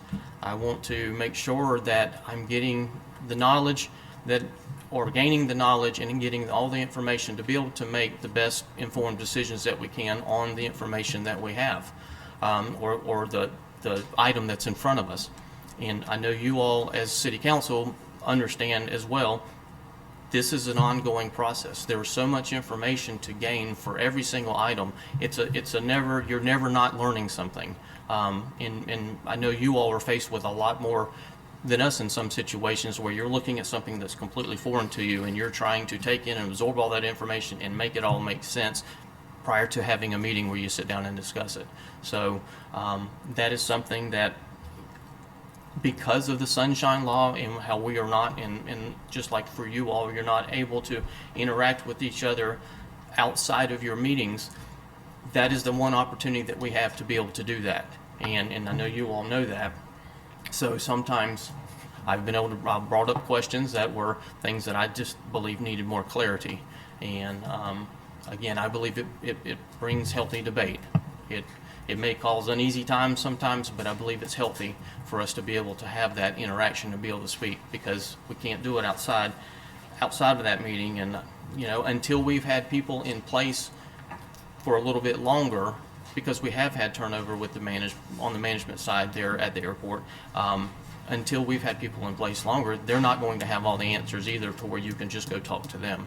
So I believe as board members, I've had that opportunity as a board member throughout this year to be able to do that in these meetings. Before I conclude, I would just like to say this. I would like to encourage the council, whether I'm reappointed or not, I would just like to encourage the council to stay involved with the airport. I've seen some of you coming to the meetings, and I know that people have in the past, and there's a lot that goes on at that airport, and it's your airport. It has your name right there on the sign, and I think that, you need to come out from time to time, look around, ask questions, talk to people, attend the meetings, because there's a lot of information and a lot of things happening, and I believe it's extremely important for the city of Keystone Heights to be very involved and to be aware of what all's happening as much as possible. I know y'all have a lot on your plate as well, and you're trying to fit a million things in. You only have so many hours in the day, but I just encourage that you do stay involved with the airport. That is a very important piece of infrastructure out there, with having that airport within this county. And a year ago when I was appointed, that was one of the things I had mentioned at that time. I realized how important it was. A lot of small areas in rural counties, or just any county, would love to have an airport in their county. And that's something that, again, I believe that you as stakeholders need to stay informed and stay aware and be a part of what's going on at the airport. For many years before my time on the board, there has been progression in building a new entranceway into that airport, the western entrance that Mr. Prang was showing you tonight on his slide. The final piece of that, as well as what Mr. Prang was mentioning, is almost into place, and that will be connecting it to State Road 100. When that happens, that is going to open up, and you could see all for yourselves the western side of the airfield for future potential planned development on that side of that airport, and that is in the Bradford County side. But even though it's the Bradford County side, again, you as stakeholders, I believe, you have a vested interest in that airport, and you need to stay involved. And no matter what happens on any side of the airport, that that you guys are a part of that process. I think that's all I have here. With that, I'll conclude, and if you have any questions or comments or complaints, I'll be glad to take that too. So, Any questions? No? Thank you. Thanks, Bobby. thank you. So I will entertain a motion to fill seat 3. I will nominate Bobby Ludwig. I'll second that. Any comments? Any discussion? I think he's done a fine job in the past year. Experience counts. Yes. Okay. Can I have all in favor? Aye. Aye. Aye. Aye. Opposed? No? We're good. Congratulations, Mr. Ludwig. Okay. Next, we have the Keystone Heights Heritage Commission, seat 5. And a renewal application for Ms. Collins, Carrie Collins. I make a motion, we go ahead and place Mrs. Collins back on this board. I second that. What did you say? I'm sorry. I couldn't hear you. I make a motion that we put Carrie Collins back on this board, keep her on there For a full term. for a full term. Thank you. Second that. All in favor? No. Aye. Aye. Aye. Could I make one comment? Sure. I was looking for the discussion, but Ms. Collins emailed this morning and asked that I pass on her regrets for not being able to attend, and express to you that she has enjoyed her tenure on the Heritage Commission and would like to continue, Mhm. which she is. And she's doing a great job. Well, she's got it. Okay. Okay, next is the donating $25,000 from the Lakes Fund for the fishing pier to Save Our Lakes organization. Mr. Van Zandt? So I received a request directly from Save Our Lakes for $25,000 to move forward with their conceptual design of a fishing pier that would be located at Keystone Beach here on Lake Geneva. So they've got a rough budget of about $200,000, and they've been shaking the trees and have raised north of $100,000 at this point. I don't remember the exact figure. Vivian James told me. So they're asking for you to donate $25,000 out of your Lakes Fund, which has currently $41,000 is designated for anything to do with lakes. So you have the funding to grant this request if you wish. And there are two gentlemen in the audience that could speak to it, that one representing Save Our Lakes and one actually builds piers. If there's any particular questions, I've kind of given you the general information that I know and understand. Well, I'd like to move that we do as we have said that we would do, is support lakes and give $25,000 toward the construction of a fishing pier. I'll second that. I have a question. Discussion. And this goes to our attorney. This got brought up when we brought this up, and I've talked to Vivian about it. And where are we at with, if we put $25,000 of this money in, and they control the building of the pier, do they have to go out for bid, or are we just kind of donating this to Save Our Lakes to do with what? No, because you're essentially using tax dollars. They still have to follow our procurement policy to do that. So you're not donating. You've already set aside money based upon a prior request to Save Our Lakes. Right. So the money's in that account. You're really just authorizing them to use it for the part of the purchase and construction of the fishing pier. But as part of that process, they're still using tax dollars to construct, design, build. So they have to go through a bid request process for it. And title to this, of course, would stay with the city. It's a permanent fixture. Right. Yes. Right. So basically, we are working with them, public-private relationship to do it. And we're kicking in $25,000. I think that's what we're doing. Well, I personally think it'd be a great asset. I mean, if you are around the beach and you see how many people are going down there with their fishing poles, with their kids and stuff, and they're catching fish right there, and I think it would be a great opportunity to add to the beach with having this pier. I have a question for one of the gentlemen about the pier. Yes. Scott Slater. Hi, Scott. Go ahead. When the pier is built and the water comes up, Yes. will it float? Yes, so your tentative design, and again, we did this to establish a budget or what we thought the project would cost. Tentative design is for 150 feet of fixed pier, which is stationary, mounted to stationary piles. A gangway, which pivots from the stationary pier down to a floating structure that is 8 foot wide and 50 foot long. And so that floating structure will go up and down with the water levels. Okay. Okay. Does that that's answer what your I had. question? Yes, it did. All right. Thank you. Any other questions? We appreciate you being here tonight. Yes, thanks. Okay, so we have a second. Are we ready to take a vote? Yes. Aye. Aye. Aye. Aye. Motion carries. Excellent. Thank you. Yeah, thank you. Thank you. All right, Mr. Lewandowski, it looks like lake level flow predictions. Yes, can we bring up my slides, please? I'm not sure how great this is gonna work, you're gonna have to reach. Because the closer you are to the tall end of PC, the better it will work. I see, okay. Well, we'll try this. I'm a visual person, I also forget things, and so to help me, I created some slides. And then I thought about it, and I went, you know what?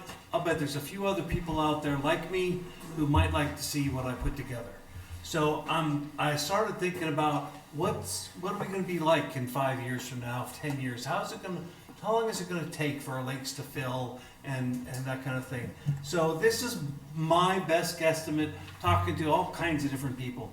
I'm not an expert in water stuff, but I did talk to a lot of experts, and I also stayed at a Holiday Inn Express.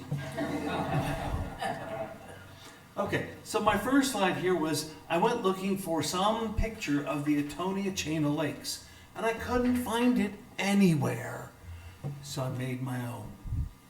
And so I took a bunch of pictures from other places and mashed them together, and I added lines, and I added arrows, and I added numbers, and explanations. And so the Etonia chain basically starts up on Camp Landing there at Blue Pond. And it comes down. A lot of people think it starts with Kingsley Lake. It doesn't. Kingsley Lake does not flow this way. Okay, it really starts at Blue Pond. And you can say it starts with the lining that's above that. That's where it actually kind of starts, and water flows from there down. But, and then from there it goes to Lowry Lake, Magnolia Lake, and this is the key here now, number 4 there. This is where the water comes in on the Black Creek project. And this is where there's going to be 6 filtration ponds, but we only need 3. And so by, fingers crossed, by Christmas, those 3 are going to be ready and water's going to be flowing into them. The other 3 are not due to be completed until sometime in 2025, but you only need 3. And so the filtration process will start, and it's going to take, well, I got a timeline after this, but it's from there, it comes down to Lake Brooklyn, fills Little Lake Keystone, and then from there it comes into Lake Geneva, then it goes to Oldfield Pond, and finally into Half Moon Lake. So that's the Etonia chain. And I have some caveats and some notes there. Okay, so the timeline. Water will start flowing between September and December. That's official in fall is, September 21st to December 21st. That's fall, and that's what they said it will be flowing during the fall. I'm saying Christmas. Let it flow by Christmas, and I'm happy. The filtration fields are then tested. This is supposed to take 2 to 3 months. Those 3 filtration fields. So finishing sometime between January and March of 2025. Water starts to flow in down to Alligator Creek then, and into Lake Brooklyn. And the average is supposed to be 7.5 million gallons per day. That's supposed to happen about the time the filtration fields are being tested and done. And then we have, once it's filled, and we're at 109 feet right now in Lake Brooklyn, and we need to be at 114, 115 feet before it'll flow into Little Lake Keystone. But 6 feet is not too much for Lake Brooklyn. And so we expect, I'm looking at Little Lake Keystone starting to receive water between September and December of 2025. So a year after it starts flowing from Black Creek, it starts flowing into Little Lake Keystone. Little Lake Keystone is not going to take long to fill. Couple months, maybe 3, it'll be full. And then the water starts to flow into Lake Geneva. So we're looking at latest March of 2026. We're talking at 2 years from now. Water is flowing into Lake Geneva. And next slide. Oh, I could do that. What am I saying? I got it. Okay. What do we need to do? Okay. And so this is Dan Lewandowski's best guess. All right. Well, first we got to complete the Blackwater Creek project. Well, that's really the St. Johns River Water Management District. They're responsible. But I give that a green. They're looking good. Everything's go. Does the city need to do anything? No. We got to clean up Alligator Creek. There's a bunch of connections between those lakes, and those are not good right now. In fact, I know the city manager and a few other people went and started looking at Alligator Creek and what needs to be done.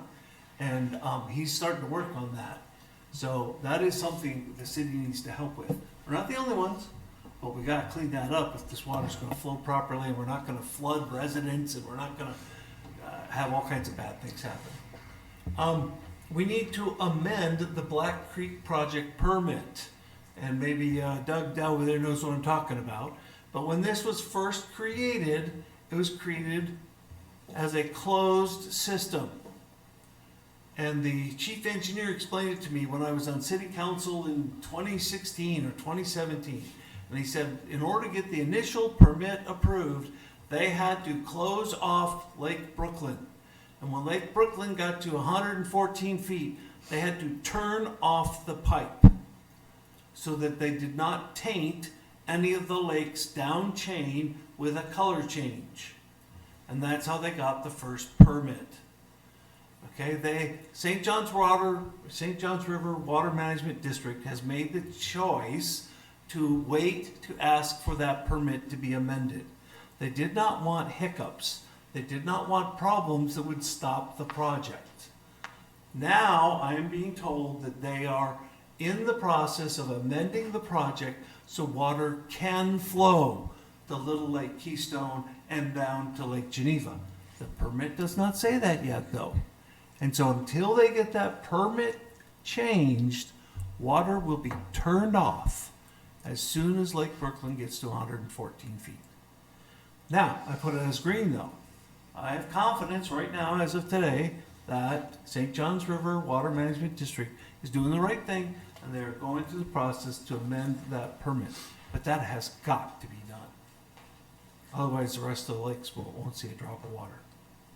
The Geneva project. This is really on Lake Geneva, and it's about the trees and safety hazards that have grown up over the decades.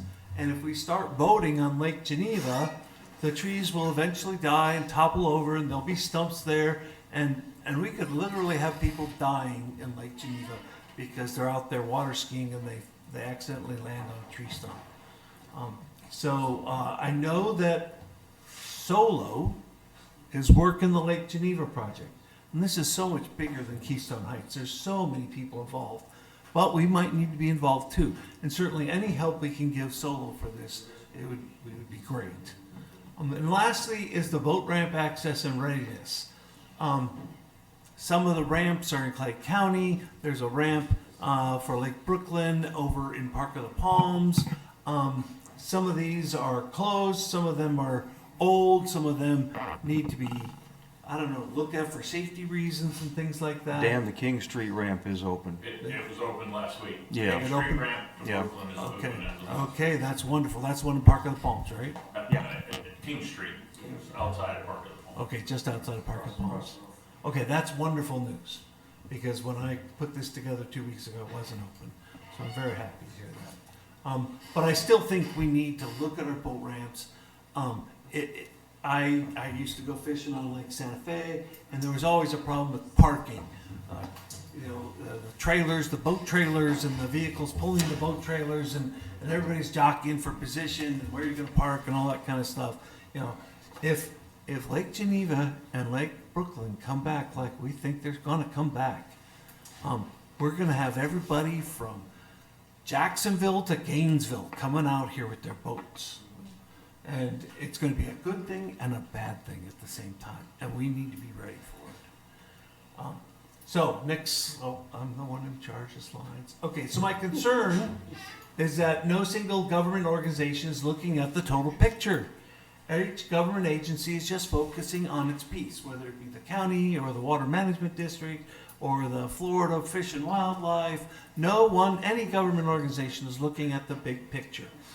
The only people who are really looking at the big picture is Solo here, the Save Our Lakes organization. And God bless them. They're doing angel work. But my recommendation is that the city of Keystone Heights help Solo however and whenever we can. And the reason is we are the people who care the most. And we are the businesses most impacted by the changes that are coming. And so we need to help them and also on our own get ready. Because I'll bet you in 5 years, Keystone Heights is not going to look the same.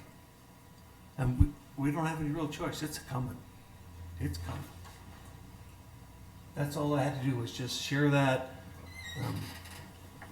No action needed. Thanks. Yes, ma'am.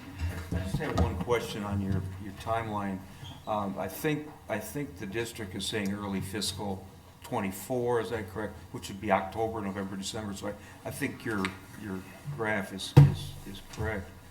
But why the 2 to 3 months for the testing? How long does it take from the water to get from Black Creek down to the test fields? I just was told by someone who knew a whole lot more than I did. Okay. And I just used their numbers. Okay, I would think it would go faster than that. It might. That's just my It gut reaction. I Okay. think the testing is just how long the water has to sit in the retention pond to allow the sediment to drop, so then it Okay. comes off the top. It's not just the piping part. So basically, the spigot will be turned off until the testing is completed. I don't know. I guess we can agree we don't know. I don't. Can I say something Sure. about, okay. Myself and Bo and our county commissioner first met, and Charlie was at the meeting we had here in the office, and we went out. My concern was, yeah, we gotta clean it up. My thing was the creek from Park of the Palms to Little Lake Keystone. Because when you walk the trail and you can't see where the culverts are, that needs to be taken care of. Yeah. We met again, was it last week or 2 weeks ago? 2 weeks ago. And we had a representative from St. John's Water Management that was there, and we went down into the creeks. And Clay Electric, my understanding has always been, it's the property owners. We cannot just go into a creek and start cleaning. It has to be the property owners to doing that. And we did talk to a couple of them that are adjacent to Park of the Palms, and they're looking at taking care of their side. I will say that there is water in the creek on the Brooklyn side, and when Vivian and Bo and I went out with Betsy, it was back towards the lake, and when we were out 2 weeks ago, it's even further. So, and that's just from the water in Lake Brooklyn because of the rain. And we know that Geneva's has come up, but when we do get that pipeline going, and I think it's going to be sooner. When they, I mean, they're busting tail out there getting that thing done. So I think we are going to be slammed with a lot of people from other places. I mean, the vice mayor was here when she was younger, and I was here, and yeah, the boat ramps are full with people trying to get in. We have boat races and stuff there at the beach and stuff. Yeah, so it's gonna be something that the younger generation has never experienced in Keystone. And fortunately, being an old geezer, I have experienced that, and it was fun to meet people from other places coming down to use our lakes. Yeah. The King Street ramp is already busy. We took a drive by it, and there were like 10 or 12 trucks there with trailers. I mean, it's being used right now. In the first week. In the first week. In the first week. Yeah. Wait till the word gets out there. And that, what you said there, Mr. Brown, that's the only one I have right. That's the biggest problem we got right now, is cleaning out Alligator Creek and making sure that water can flow. So, based on what you're saying, Tony, then the residents are responsible because it's their land that butts up to that creek area? That's what I was So told. that maybe they way don't back. know they're supposed to do that. Well, there's a lot I mean, to all of that. The Florida DEP is gonna have a say. That's They'll what I have was to issue wondering. permits. Yep. Fish and Wildlife have a part of it, and her name's slipping my mind, the lady that was from the St. Johns River Water Management District, was gonna do some investigation and report back, and I haven't reviewed it yet, but I believe Doug gave a document to Bo Wright last week, is that correct? to further educate us, but, we, the city of Keystone, don't really own any of it. But if, I look at oversimplifying it here, I gotta be, as your city manager, the Jiminy Cricket in the ear of all these other governmental organizations to keep it all moving. And I really do appreciate Scott being here. I've had extensive discussions with him and Vivian James, and Solo has been flight lead on this from the get-go. Yeah. And so really their lakes policy is what I try to implement. You don't have a lakes policy that I'm aware of in your charter or anything else, so they are the organization that has. We can't, the jurisdiction is really in the state. If it's a navigable waterway, the state owns the bed. And I would assume that since this is one time, this channel, part of the Atonia chain, was flowing right through town, that's probably been declared to be a navigable waterway, and probably the state, and there's a trust set up in Tallahassee just to manage this. The state will probably have overview of the whole mess, but and we'll be sort of going along with it. But it's something that's going to have to be addressed, and I would assume that the water district is maybe working on that now. I don't know. I would say thanks to Scott and Doug for being here. Yeah. You know, this is really a team effort. And if I don't know if the city's allowed or if we want to go down this path, but I would be willing to support some kind of financial assistance to residents who might need it to clean up the lake. Because, you know, if you've got a 85-year-old resident, you know, they're not going to go down there and cut stuff and remove stuff, and you know, you're going to have to hire somebody. So I'm just trying to think of ways we can help. We want to help our residents. Well, I want to help you, but we should talk about that offline. Okay. I will say that from Highway 100 south, the majority of that creek is in Clay Electric's property. And we've already talked to them, and they're aware. And when we walk down in there, it's honestly, it's not that bad. Good. It's not that messed up down in there. There's a lot of growth and trees and stuff, but the base of the creek is still as sandy that it used to be. So. Okay, moving along. It's getting late, but we do have several other things here to go through tonight. These are just for discussion, these particular items that we're going to chat about here. First is agenda for Mr. Brown. Real quick, I'm getting kind of confused about how our agenda's doing because, and it's a good idea to get it where we're ahead of the game, where everybody has an opportunity to see, but the past couple meetings we've had, something always comes up that we have to add something to the agenda. Is that going to be a regular thing, or we need, if we have anything to go on the agenda, if the manager's telling us and the city clerk's telling us, okay, here's the date to cut off, unless it's an emergency or something to put on the agenda, do we need to just stay with what they're asking us to do, so that way we don't, in the midstream, we're not adding stuff to it and stuff like that? That's the only thing I was asking. Yeah, so that would be appreciated. The one thing that we did have to add, so we didn't go another month, was the HIP construction contract, which I would have bet you $1 that we approved it last month, but we really didn't. I went back to watch the meeting, and Councilman Lewandowski had some contractual miscompares in there, so we went back and fixed all that and did a bunch of emailing back across and forth.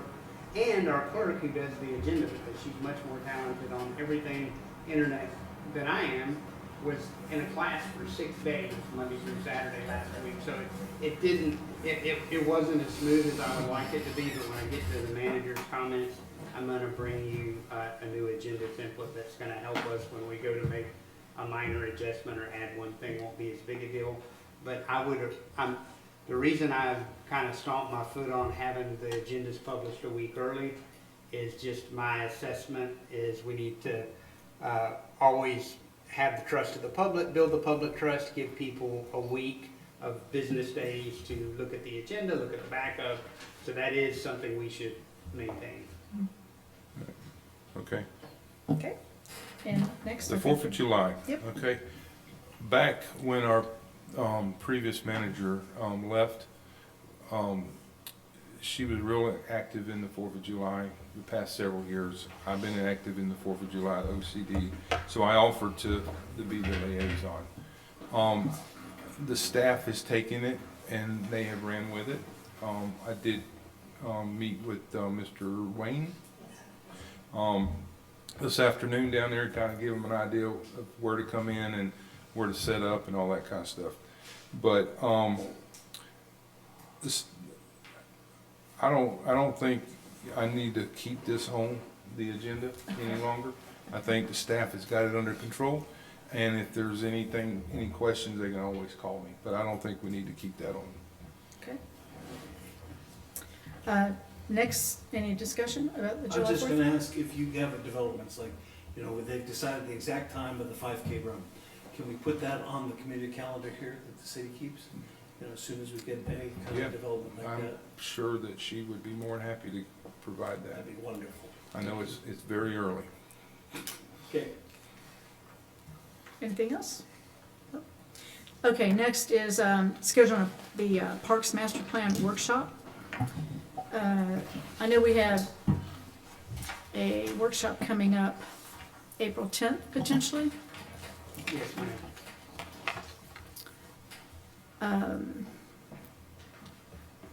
I guess I have to look at this like priority. I think we all agreed that to even entertain this parks plan, it's massive, that we need somebody who's good at writing grants and someone who can come chat with us and have a workshop when they can come and take a look at what's been presented and come up with suggestions. But I think we're wasting our time until we have a grant person come when you have a $2 to $8 million project that we're potentially looking at. How do y'all feel about that? So I think we did talk at one point about a phased approach. True. And so we don't necessarily need to look at it as a $2 to $8 million project. It could be as small as the fishing pier, $200,000. That's part of the parks plan. And that might be phase one. And then we move on from there. So there's 100 different ways we could do it. We could do it your way, or we could do it phased. Well, I don't disagree at all with what you're saying. I think that we could establish that at the workshop, what the phases might be and what those dollars amount would be, but also have this grant person either on a Zoom call or something to give us input and how we need to look at it. But I don't think it's something we need to talk about in the next couple of months. I think we have other things coming up that are a lot more important, in my opinion. Okay. Your Christmas project idea, I think, is very important, the discussion on that. So it's just my opinion, we could push that one off a little bit. We'll have a workshop, no doubt. But I think it's gotta be something where I think we need to have one of those folks involved in it to give us input. So I've looked ahead on the agenda, cheat a little bit. The Christmas thing is set up for a workshop on August 14th. Correct. I think that's too late. I do too, I agree. Maybe we could do this Parks Master Plan workshop, just throw a dart at August 14th for that. Mm-hmm. And then try to do the Christmas market workshop before that. I agree. What do y'all feel about that? So, May, we're gonna have a workshop in May for the Christmas project. Since we're gonna do the strategic plan is based on April 10th, because I think, Charlie, you had someone you invited to come speak, is that Yes. correct? So, if we can wrap this discussion up, I've got some dates to go over with you. I was planning on doing during item 9, the manager's update. Okay. For workshops that we've blocked off, those can certainly be adjusted. But based on everything the 5 of you have told me so far, I have laid out what I've heard the majority of you say in priorities. And again, you're the council and you tell me, no, this one's less priority, move them around. Okay. I can facilitate the rest of this discussion Okay. when we get down there. Okay. Okay, next comes the performance reports. No, I've got City Hall meeting. I think we're Well, on D. that's really one of the projects though, isn't it? Charlie? City Hall meeting room. That's for I the- understood as your refresh. Right. Is that one of the things you're gonna talk to, or, Um, I mean, we already kind of talked about it. My commitment to you so far, based on what you guys said in your February 28th workshop, was we were gonna freshen up the paint. I've got a lot of other things I would like to do with this room in terms of sound absorption.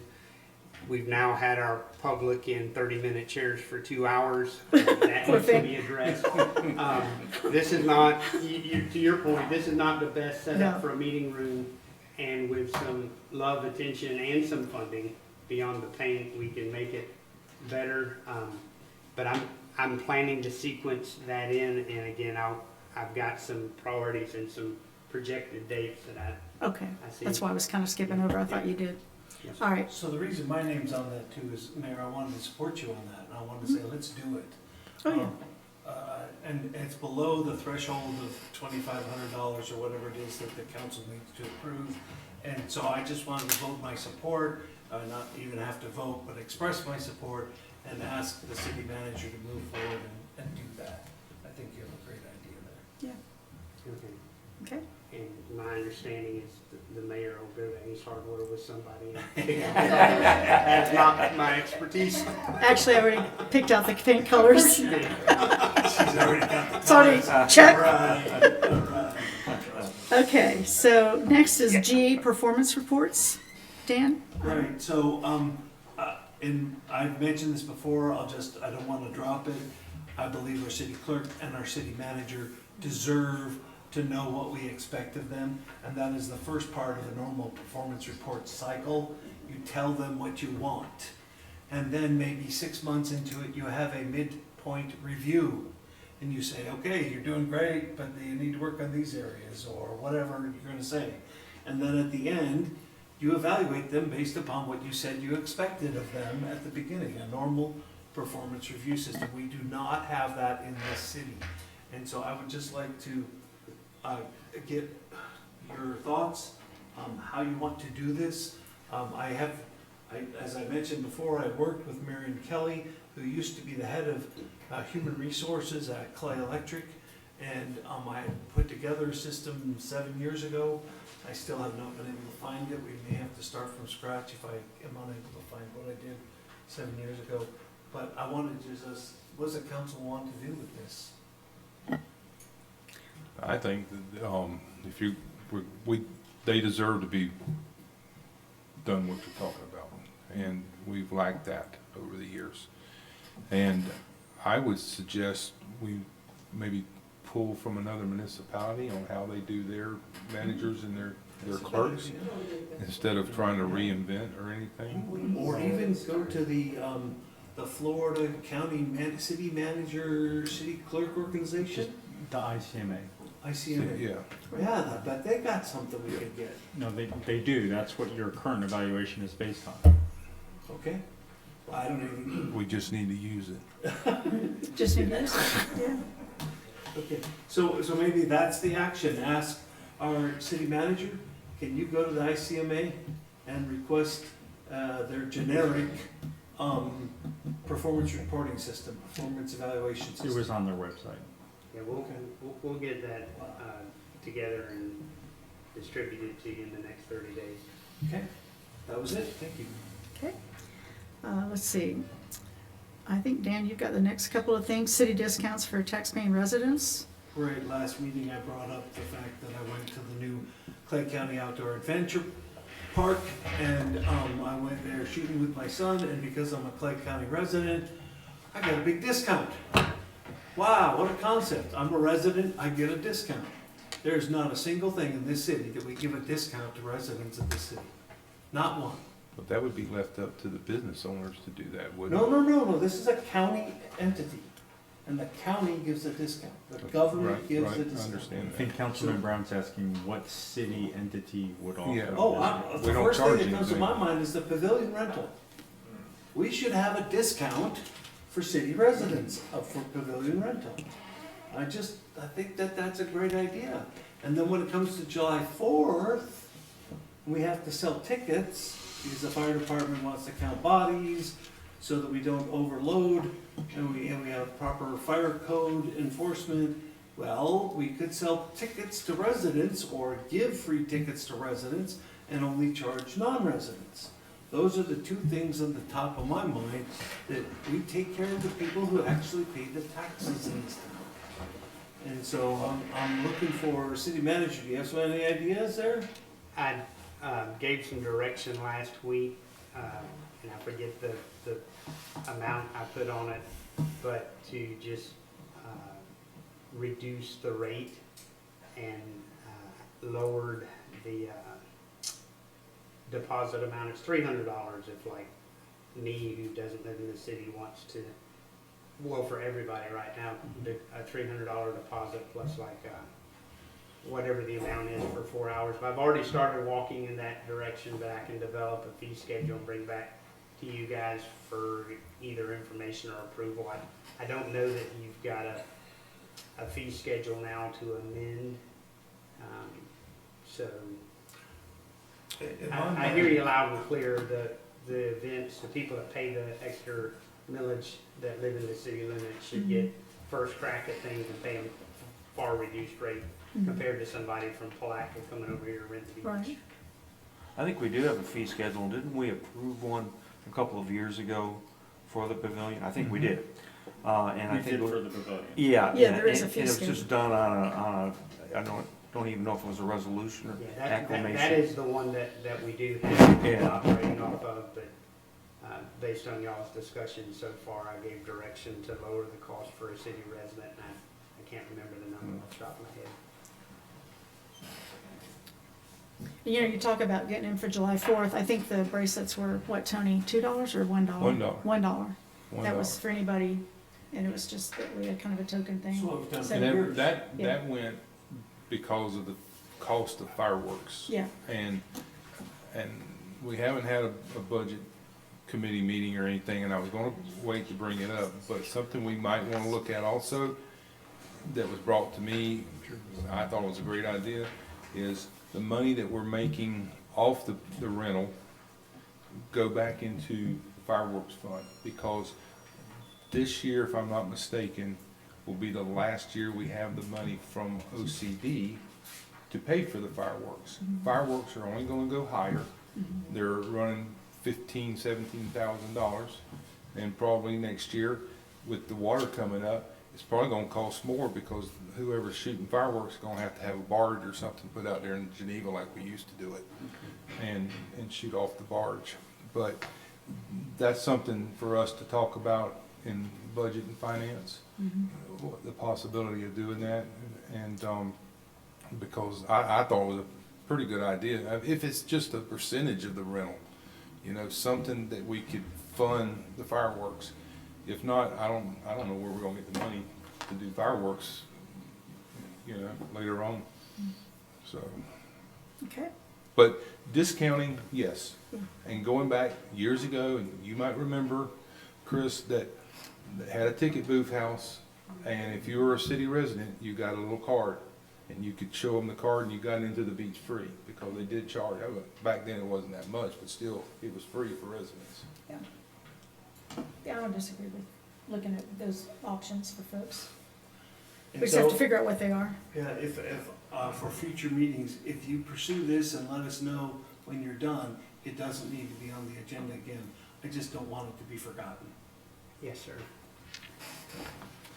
Okay, Child of the Moon Tree, Dan? As I said in a previous meeting, we have this wonderful moon tree right here on the corner, where the library comes down and where City Hall comes up. We're one of the few cities in the country that actually has a moon tree. But I like to think long-term. What's gonna happen 50 years from now? What's gonna happen 100 years from now? That tree's gonna be dead. I wanna say it's a sycamore. Sycamore. Yeah. And so we need an arborist or somebody who's way smarter than me, to tell us how we make a child of that moon tree. Correct. And we start planning it now, so that in 25 years, when that tree dies, or I don't know, maybe it's gonna last another 100 years, I don't know. But when it eventually dies, we already got another tree, and it's 10 foot tall. And so we have the child of the moon tree. And so I'd like to get that process started. Maybe the garden club could give some input on that. I don't, Sounds yeah, like a great. grafting project. Maybe Miss Hall can help us out a little bit. I Well, don't know. So, Not an urban forester. Oh, sorry. Okay. so Miss Arnold's in the audience tonight Oh. from the Heritage Commission, and she can elaborate on some things you guys have going on with regard to the moon tree that I've read in your minutes. No? What are you talking I think The moon she- tree, I think, The historic oak is what they were talking about. oh, I'm talking about something different? Oh, I'm sorry. Sorry, thought it was the same thing. Just an aside, I still have in the computer where we dedicated the moon tree, 7 or 8 years ago? You were up north, you were playing in Michigan or someplace, weren't you? I was on council. Yeah, well, you're in there, so am I. That was it. Okay. And so, can you someone talk to the garden club? Who's gonna do that? It's on my list. I can reach out to the garden club as well as Mr. Van Zandt, so. All right, I'm sorry, adding to your plate, I know you're already busy. Feel bad. Mr. Van Zandt, can you give us an update on the 125 Walker Drive purchase? I think as of tonight, you're up to speed in the process. Ron Blake, who is here, who's the real estate broker, is gonna set up a closing where we'll sign all the documents, take possession. I've had a couple of discussions now with the Transportation Planning Authority, which is also kind of an offshoot of the FDOT, Florida Department of Transportation. And so the District 2 Region Manager, his name's slipping my head, and the TPO head and myself will be having a discussion about how this fits into their plan. It's already on the radar, so to speak. I think it is in a plan. They're aware of the safety improvements that the council, I've heard you loud and clear, you want to make a better right turn lane more safe. And so the next thing that I will be moving towards after we close on the property is putting out a request for proposal, a bid process, to get a demolition company in there to take that building down. So that's kind of the next couple of steps here. Very exciting. Next, Mr. Dan is Chautauqua. Right, as you all know, here in Keystone Heights, we have a road called Chautauqua, and it always interested me, well, what does that mean, where does that come from? And so, many years ago, I looked into it, and we used to have these here in Keystone Heights. Chautauqua was the first half of the 1900s, and it was a way to share information, news. You know, there was no TV, there was no radio. The only real thing was a newspaper, that was it. And so these were traveling shows that would go around and sing songs and entertain people and give news. Many of them were religiously oriented, and they were a source of entertainment for communities. And the reason why that street here in the Keystone Heights area is called that is because that's where they used to happen. That's where the residents of Keystone Heights would go to see the local Chautauqua when it happened. And so I read with great interest in the Heritage Commission minutes that they were talking about the Chautauqua. And so I just wanted to share my thoughts and say, I think that's awesome. I want to support you. If you can make that happen, if we can help you make that happen. Where the Women's Club is, they used to have, I don't know, called support buildings or something like that. And then the circle there that you drive around, that was where the actual Chautauquas took place. It was like an in-ground arena type of thing. And of course, it's all overtaken with trees and everything now. So I don't know what there is to say or do. I've never done one of these, but the idea just, wow, that just makes me feel awesome about something. Chautauqua started out as a religious organization in the late 1800s. I think they were Methodists, if I'm not mistaken. And for 2 years, we were ground zero for the Chautauqua movement, at least in Florida. And if you look on some of the old photographs of the water tower, you will see a reference to Chautauqua City. So it was very, very important. And you're right, it was educational, it was religious, pre-television, of course. So there is a lot of history. Now, Chautauqua Circle is, I don't believe, within the city limits. It's out of the city. So there might be some limitations as to what we could do with that other than attaboys. But, you know, I would agree with you. It should be encouraged. And I'll bet if we went to the county, they'd be willing to work with us on it. Could be. Don't know unless we ask, right? So I'm just, Heritage Commission, you got this, whatever I can do now. Next, I want to bring up the Keystone Heights Heritage Commission is going to be hosting the 4th grade field trip they did last year, which was very popular with the students, the teachers, and the principal. And we're going to partake in it this year as part of the rotation. And just to kind of update councils, because they weren't involved in it last year, basically it's going to be, they're going to have like a dry run of it because we've all agreed to be part of it this year. April 16th is basically the practice, and April 19th will be the actual event from 9 a.m. till 12 p.m. And basically, we're going to have 100 children this year, plus 15 to 20 adults with them. So each rotation will include 25 children. The rotations will include the Historic Beach Pavilion, City Hall, the Moon, Tree, and Nature Park, and Fort 11. Basically, what will happen is each rotation is about 30 minutes long. I've created us a role play, essentially, to perform in front of them. The goal was for them to have an experience of what do we do here? What is this room all about? What happens in this room? So I want to start out with them meeting us, who we are, what our roles are, show them what does a mayor do, what do the council members do. I think it was suggested by one of you, why don't we either sign an ordinance or a proposal? Well, I decided, why not? Let's do the proposal for purchase in the corner right here that we just talked about tonight. Because it's something they can totally relate to, because all of them know where it's at, right? So let them see us go through that role play acting, making the motion, voting on it, discussing it. And so go through that process. It'll take probably less than 30 minutes by the time we get done with that. And then we're going to give them a proclamation for their accomplishment and coming through those 4 rotations to learn about how things work not only here, but some of the other things that they've experienced that day with a key of the city tied to it. So that's kind of what we'll do for our part of it, but they will have folks participating in the other 3 parts, doing role play as well, and educating them on what it's all about. So the date is April 19th from 9 until noon. Question. Yes. Blue shirts? Sure, Everybody in blue shirts, we need to look alike, I agree. Okay. Okay, so we all match. So any questions about that? Nope, great.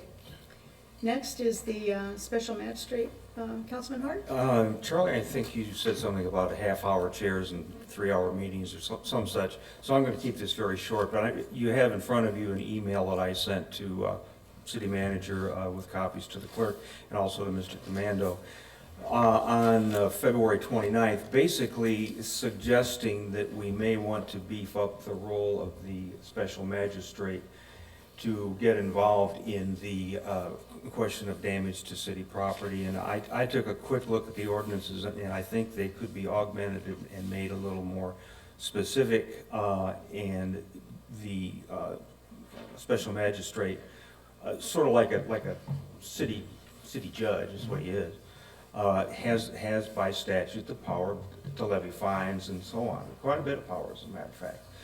And I think you, in future discussions, you may want to flesh this out a little bit, and of course you're going to get Rich's opinion on this, but I think this is a vehicle to keep it local, levy fines, and have instant justice, and justice that means something, rather than relying on outside courts and agencies and so on.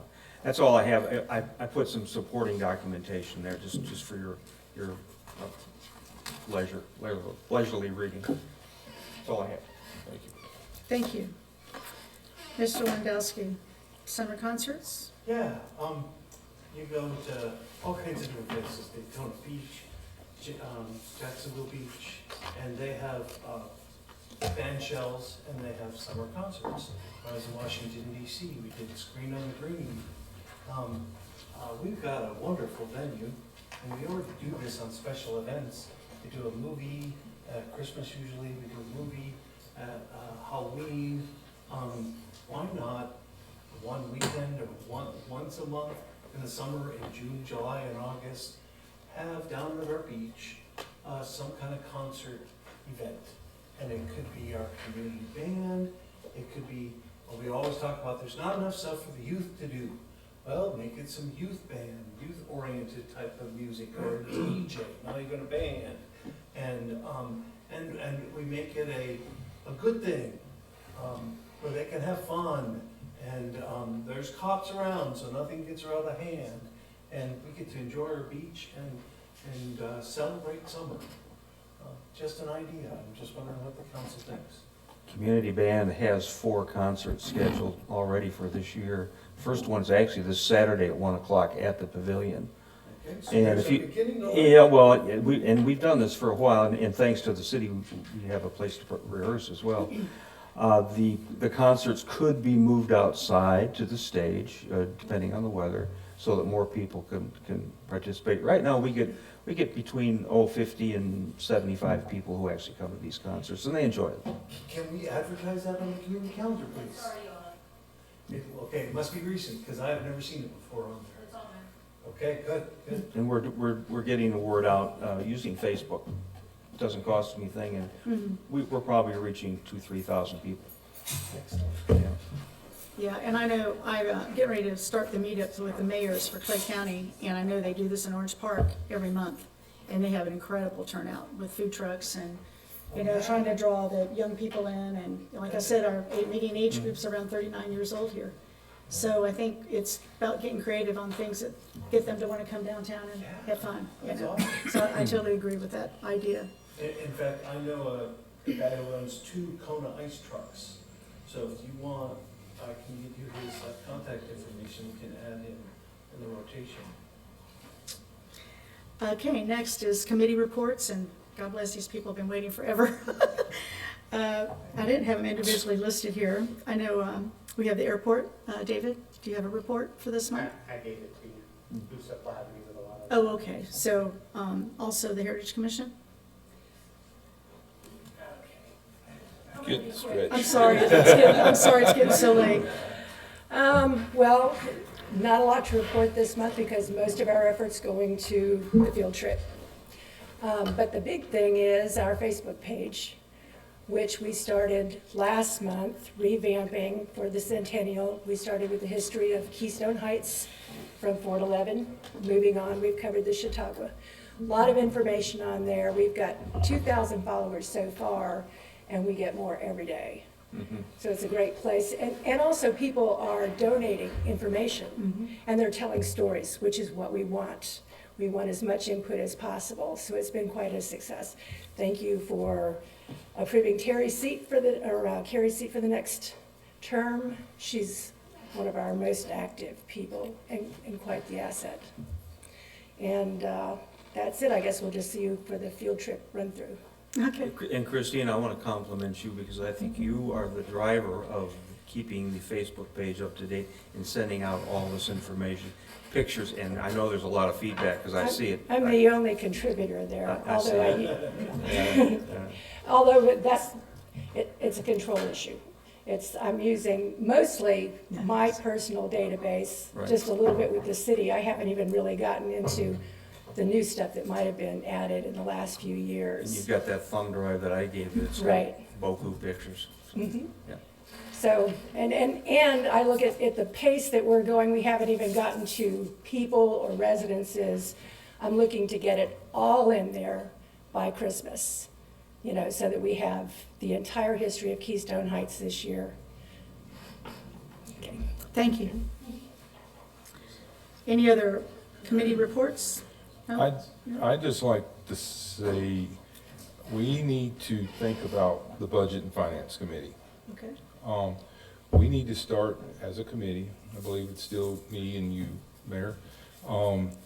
We need to get with our manager and whoever he deems responsible for the records and stuff.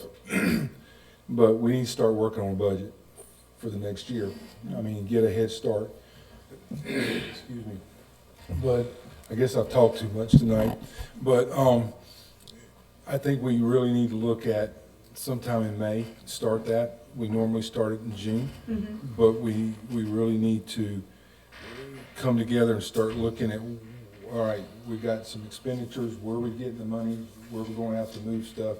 That needs to come through us, from the manager to the council. That's how we, unless y'all want to change it all around, I mean, it's up to y'all. But I think we need to get a head start on our budget, because we got a lot of ideas and good ideas, and we got to figure out how we're going to pay for them. Especially when you're talking about events. Yep. Right. Yeah, bands don't come Still cheap. got some. Well, I mean, to do like a farmer's market, to do the Christmas stuff, you need people to coordinate those things that are beyond the amount of time that your current staff has. Right. Is May a good time, Charlie, for us to look at getting together? So I've gone through with you and Mr. Brown, because you are the Budget and Finance Committee, and I called Mr. Lewandowski last week. Still need to go over with the Vice Mayor and Speedy coming on, just where you are, kind of a little education session on all your accounts. You're very helping. We're working on the general accounting procedures and getting those squared away. What is it, early April? We could have a open meeting at some point in May. I think that's doable. So I will move towards that, and if for some reason I stumble or have to stutter step, I will come back and let you know. Okay. Thank you. Just to clarify, you're talking about Budget and Finance Committee. Yes, which requires those two. I agree, but it's publicly advertised, everybody can come. Agreed. Well, I think what Councilman Brown's talking about is the budget workshops starting. Yeah. Yeah. But the caveat to all that is you're gonna have a significant budget amendment for the budget year you're currently in, that I'm gonna need more input, which I'm getting ready to get into you in item 9, so we can get the budget year we're living without the proper funds and the proper arenas. So anyway, there's plenty to that. So. Well, my concern is that, and I know things changed, but under leaderships and stuff, but I'm just used to having budget meetings with the chairperson and the co-chairperson, and we kind of hash things out that needs to be looked at, where we're going to move this from that, and then it comes to the council. And we haven't had a budget committee meeting since probably October. Might have been. Or not October, but maybe November. Yeah, something like that. Yeah. So that's where I'm coming from. Right. Sounds good. Okay, we'll shoot for May. Any council comments? Just have a couple. First of all, I had the opportunity to go over to Penny Farms for their farm day, and it was really quite a nice event, and they had a concert and so on, sort of along the lines, Dan, that I think you're thinking of. I had a chance to meet the mayor, a very interesting guy. Great guy, Mayor Andrews. And we started talking about good old Form 6, which I think you guys are aware of. And I don't know what the I think there's some litigation to maybe do away with that. I don't know what the status is. It's out of Orlando, I think. But assuming that it sticks, probably you might want to have a little workshop to kind of figure it out, because there are some pretty hefty penalties if you don't get it in, or if it's a lot of paperwork. But in any event, I did get to meet the mayor. We talked about Form 6. Second thing, I really appreciated working with this dream team. This is a great group. Over the last 10 years, it's been quite a good experience. I've enjoyed it, so I thank you. And I thank you. That's it? That's it? That's it? Well, you'll be missed, Steve. Well, thank you. So We went, I'm gonna speak for the mayor now, Oh. if I may. Okay. We went to the Florida League of Cities and we had dinner in Green Cove. Uh-huh. And there was a presentation on the Florida States. Yeah, it's really convoluted. It The is. The instructions. There weren't a lot of smiles going on. And I've got to file one too, even though I'm leaving. Yeah, you do. Yeah. Thank you for your service. You're welcome. I would like to say something about some behavior issues. And it's been brought to my attention by 3 of the city employees that there has been others on other commissions that have come in and demanded that some of the city employees do drop everything they're doing and do something for them. That won't be tolerated. I will face you face to face. If you have a problem with somebody in the city, then you need to come to me, because I won't tolerate the city employees being bullied. And that's what I'm gonna call it, because that's what it was. I won't tolerate anybody that works in City Hall being bullied. If it happens again, I'll call you on it. I'm not afraid. That's all. Thank you. Thanks, Chris. Dan?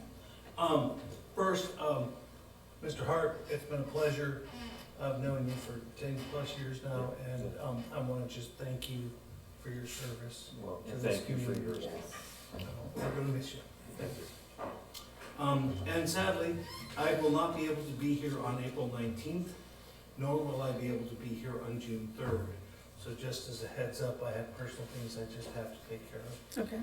And so I will be missing those 2 events. That's all. Okay. Mr. Brown? I'll just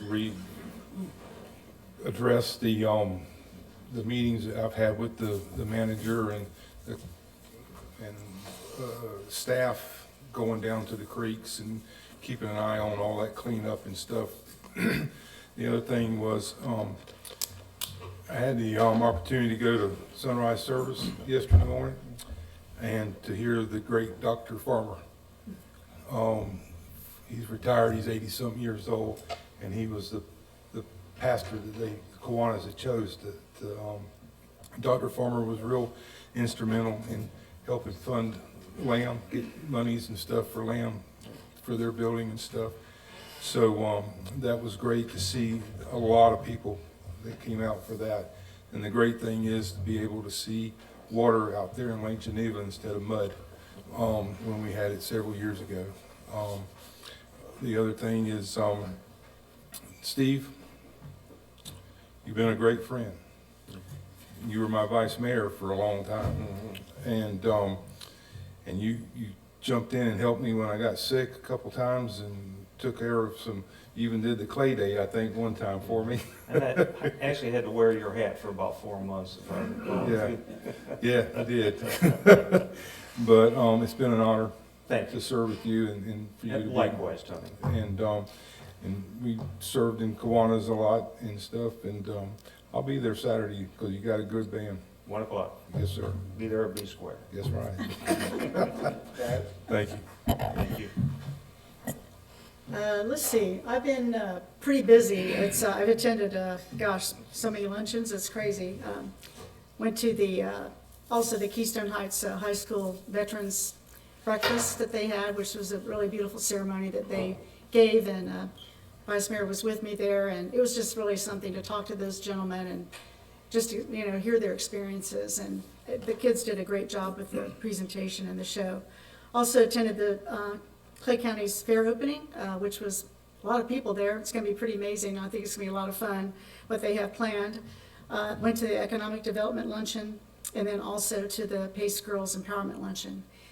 It's great to go to these things because a lot of the same stakeholders within the county are there and have presence. And it gives me an opportunity to talk to them in a more private setting.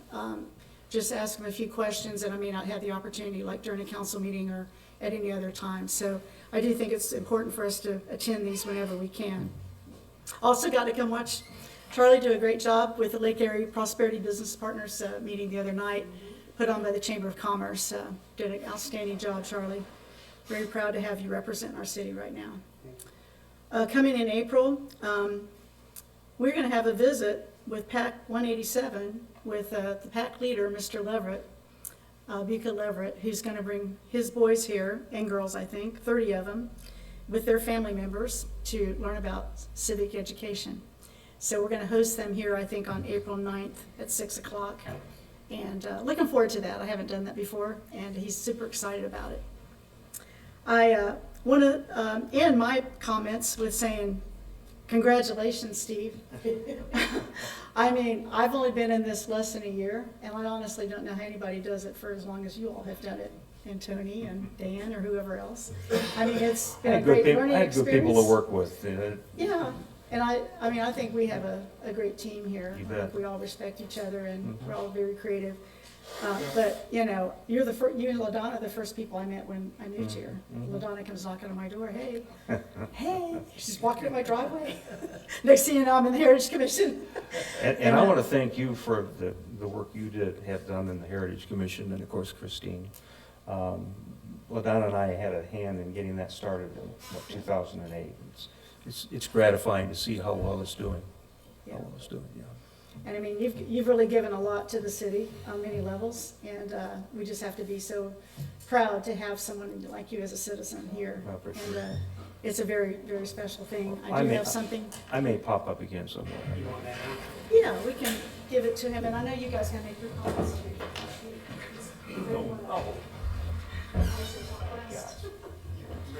Bring it down front when you get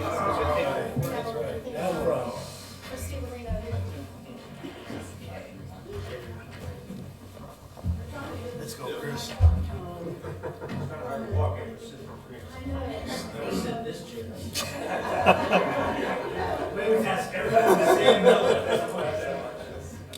Well, Mayor, maybe you can read the plaque so that people at home know. Wait, can you walk up to the mic and pull it the other way?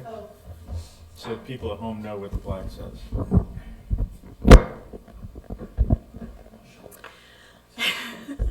On behalf of the city of Keystone Heights, we want to present to Steve Hart for your years of dedicated service to the city of Keystone Heights.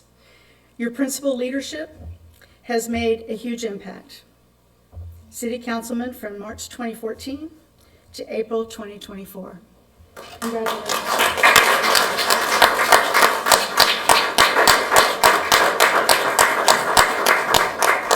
You guys don't really want to see an 80-year-old man cry, so I won't, but I really do appreciate this. This is a very meaningful. I'm going to find a spot on the wall when I get home tonight. So, thank you.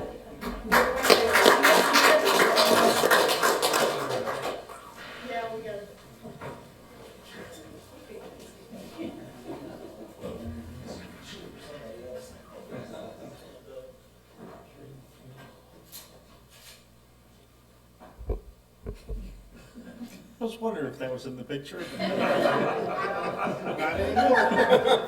Thank you so much. All right. So, Mr. Fenton? Yes, ma'am. Finally getting to the end here. Right, praise the Lord. So I wanted to wrap up and share with the public. I think I've shared with all the council just what kind of is driving me each day, what I'm keeping my eye on. And there's a whole lot of things, but there's other things such as the water levels in the lake and making sure these creeks are clear and the culverts are cleaned out and the trees are cleaned out, that when I get an opportunity to have an input on that, then a lot of these other things that we've discussed, which are worthy ideas, come down on the list till I make sure that there's nothing else I can do that day on the water issues. Corner property, same thing. I've heard loud and clear from the 5 of you on these 2 issues. I've talked with you guys some, and I updated the group the other night on the need to modernize and standardize and prioritize practices around here, and to give you the kind of professional city staff that is going to be required to do half of the many things you've listed just tonight. I'm going to create with you or for you an organizational chart, job descriptions, a salary schedule, things that have not been either done or updated in a very, very many years. And they, you just have to get to 2024. I think the last personnel policy manual I could find here was 2009. So we're going to focus on what it takes to go forward. All that will come to you with your approval and a price tag, which will be in a budget amendment for this year. We've already hit the council meeting room discussion, so I'm going to give you, Mr. Brown, a packet, each one, and pass it down, and I'm going to hit for you very quickly some of the things that will provide us some immediate structure moving forward. And Steve, you can hand yours to Speedy on the way out. Yours.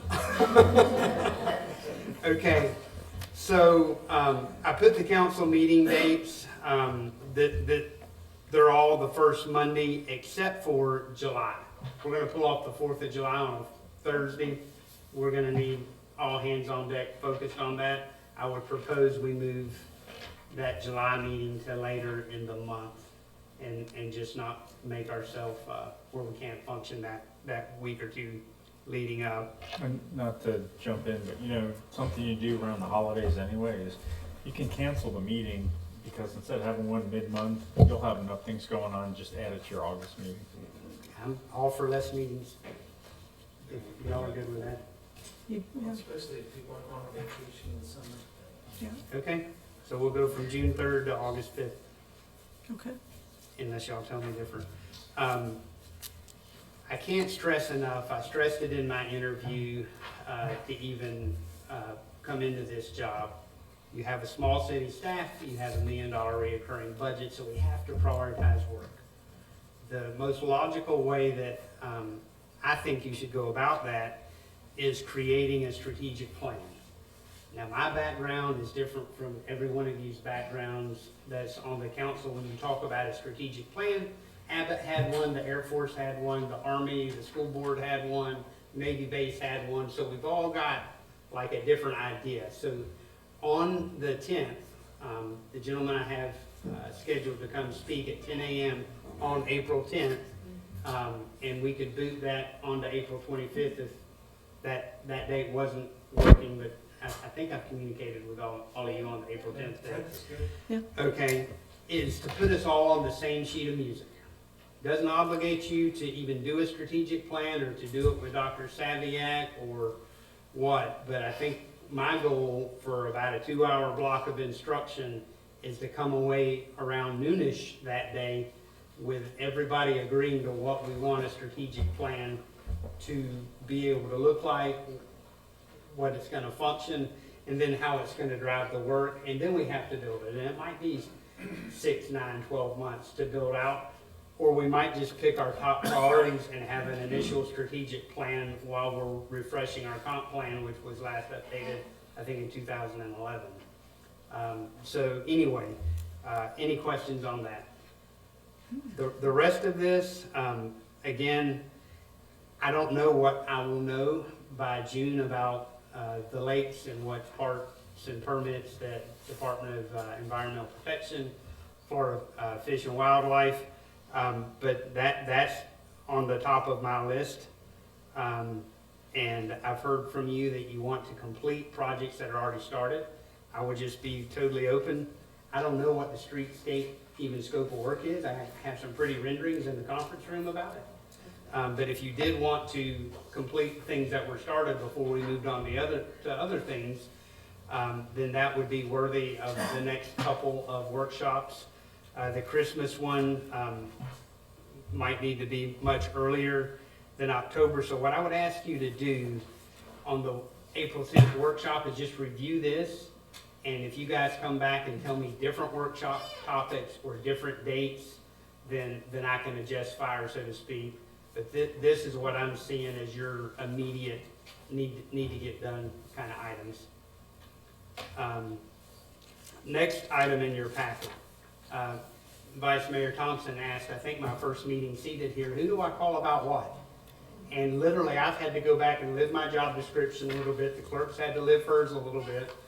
And so if you have questions about any of the things under my name, then call me about them.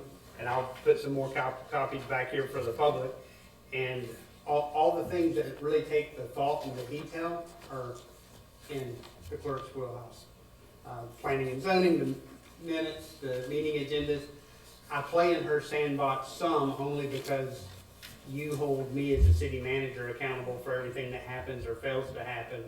So the way the agenda templates look, when they're published, all that bleeds back into public input, public trust. So I will steer that, but I will not be typing it out and putting it in the World Wide Web and those other things. Any questions on that? All right. Thank you. So you guys have come here with a lot of agenda items tonight. And we may need to set a policy on shaping an agenda that wouldn't exceed an hour and a half, 2 hours, something like that.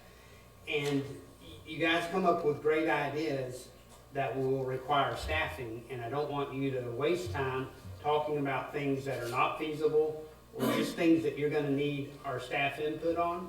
So I absolutely copied this off of the Clay County School Board website. We put this Agenda Plus template in years ago, and you might not have the answer, you might not have every one of these items on everything that you want to discuss, but I'd like to send you out of here with this. We'll email you the template so you can type in it in Word. So if you know in June you want to speak about something, the sooner you get us the information, the more staffing we can put behind it. We can go find if there's room in the budget. We can forecast with the Budget and Finance Committee if monies need to be moved around. We can just give you a better product. And if you flip that over, it just shows an example. It has nothing to do with the city. It's just the school board. I knew where to go get something that I think will help us have more efficient municipal meetings. Thank you. So you're welcome. And then this is just in case you forget what I say when I say it. This is what I'm driving on until we have a strategic plan that varies or takes me off these priorities. Just a simple priorities of work list. So with that, I'll entertain any questions. I'd be happy to entertain 0 questions. I just have, this is where I'm coming from. When I was in charge of large organizations, we endeavored to keep all meetings 90 minutes or less, but there were exceptions to that. But the reason that we could do that was I also had a staff that kept track of what I called action items. And so we didn't forget anything. We didn't let, any one of us comes up with something, it was put on that action item list and we tracked it. And we'd set a date, and if that date didn't work, we'd set a new date, but we never lost track of it. My fear is that right now, the only input I have to track what's going on is this agenda. I don't have any other method to track anything else. I don't know if anything I've mentioned is making any progress at all. And luckily, you have met with me on several occasions, and I get a feel for it. So I'm feeling much better about that. But I would like you to consider an action item list or a projects list or some way so I could see that, if I have this summer concert series ideas, and you kind of have done that here, but my summer concert is not on here. So how do I know that's not being forgotten? So one of my clients actually has a pending business report that is part of the manager's report. And it actually does exactly what you're saying. It tracks things, and by consensus of the elected body, you decide to put things on or take things off. So you could have something like that that just tracks that. I'm not gonna tell the manager how to do it. Oh, no, it's more, it's for its county commission. It's a commission tool Yeah. that they use to understand where projects are. And there are times where they decide they want to take things off the list. Yeah, something could be overcome by events, that happens all the time. That's, you expressed to me, we're gonna have a long meeting on the Monday night, and I said, yes, we are. Till we get some of these workshops, until we make progress, we are behind, and I don't want things to be forgotten.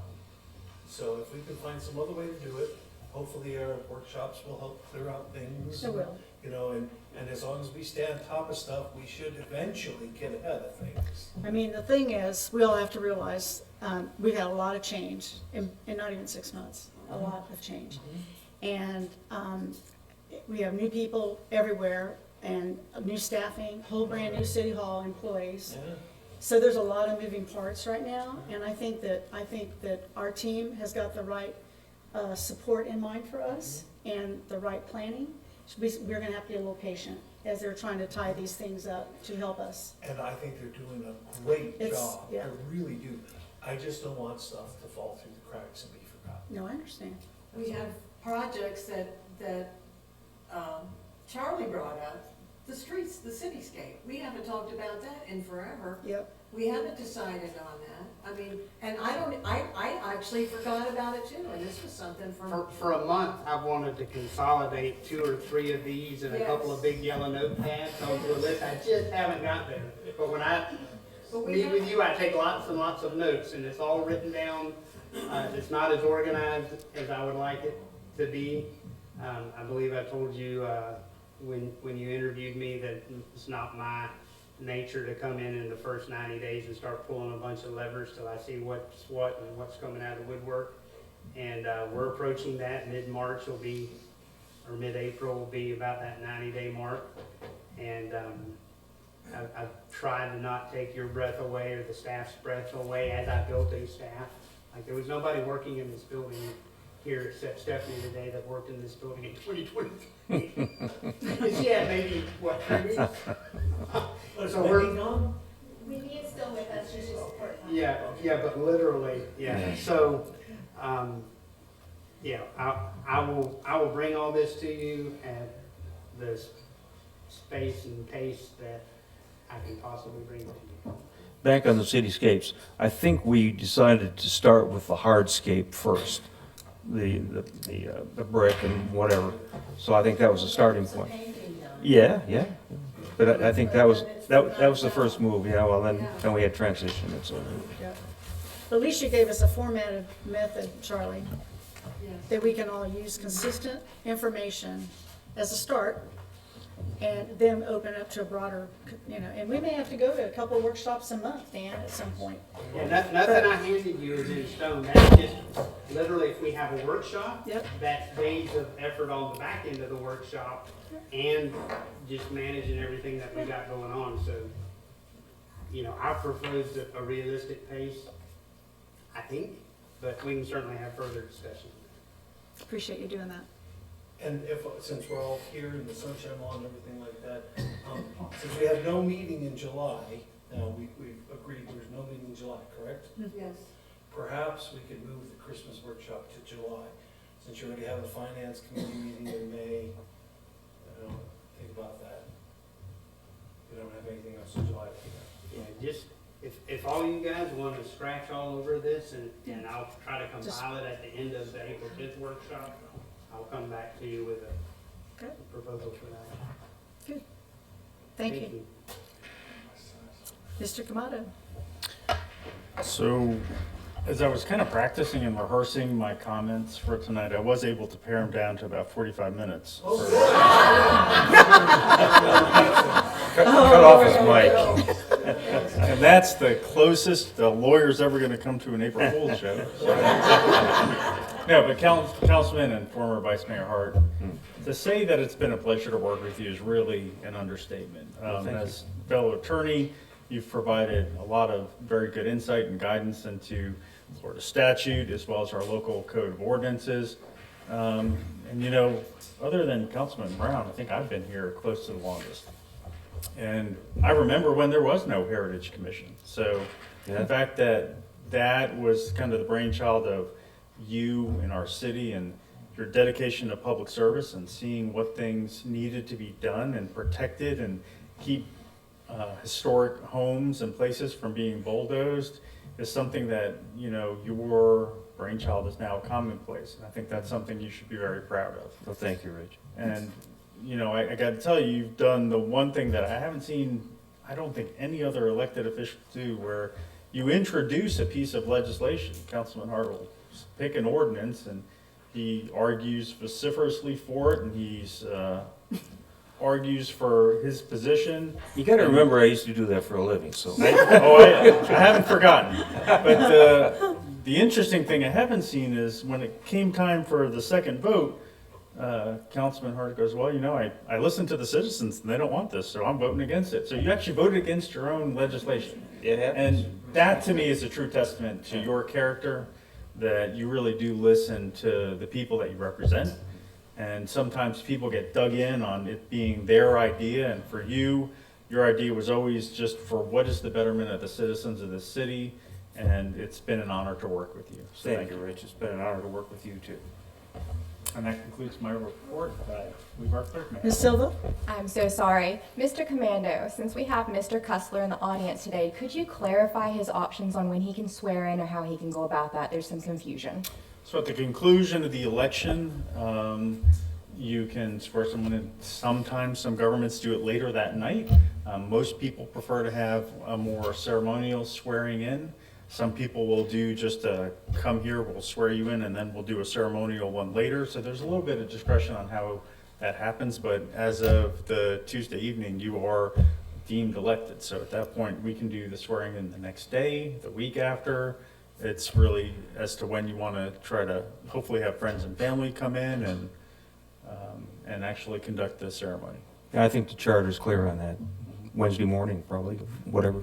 So we're talking about 2 days from now?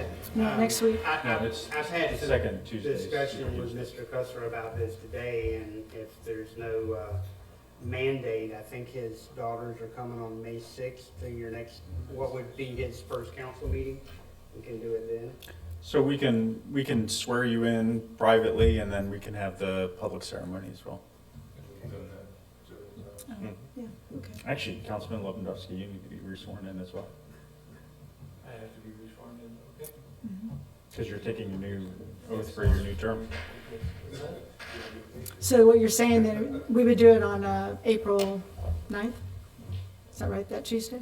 You can do the That swearing in morning? here, and then we'll do the ceremonial Or one. the is- 10th, I'm sorry, the 10th, the Wednesday morning after the, Yes, ma'am, I'm Is that sorry. correct? It is, yeah, just. yeah. And then when his family comes in, do another one for that We'll do it purpose. as part of the May meeting then. Okay. If that's acceptable So- to you, if that's what, okay? We're all gonna be here at 10 a.m. on the 10th for our workshop, so we could just start by then and that. I have an appointment on the 10th. Oh, okay. Yeah. So when do you? Already appointment that I gave you in November for April 10th. Oh, Okay, that's, so when do you want to do it? You can just stop by whenever you want, and we can have somebody swear you in. Because on the 9th at 7 p.m. or whenever the polls close, Steve Hart is out. He's no longer part of council. Technically, the supervisor has to certify the election, or has to call the Right, so election. it might be an hour. Or Maybe we can rephrase that a little bit. So we need you sometime after that point in time. Something about old soldiers or something. They just fade away. Fade away. all right. Okay. Meeting adjourned. Sorry, guys.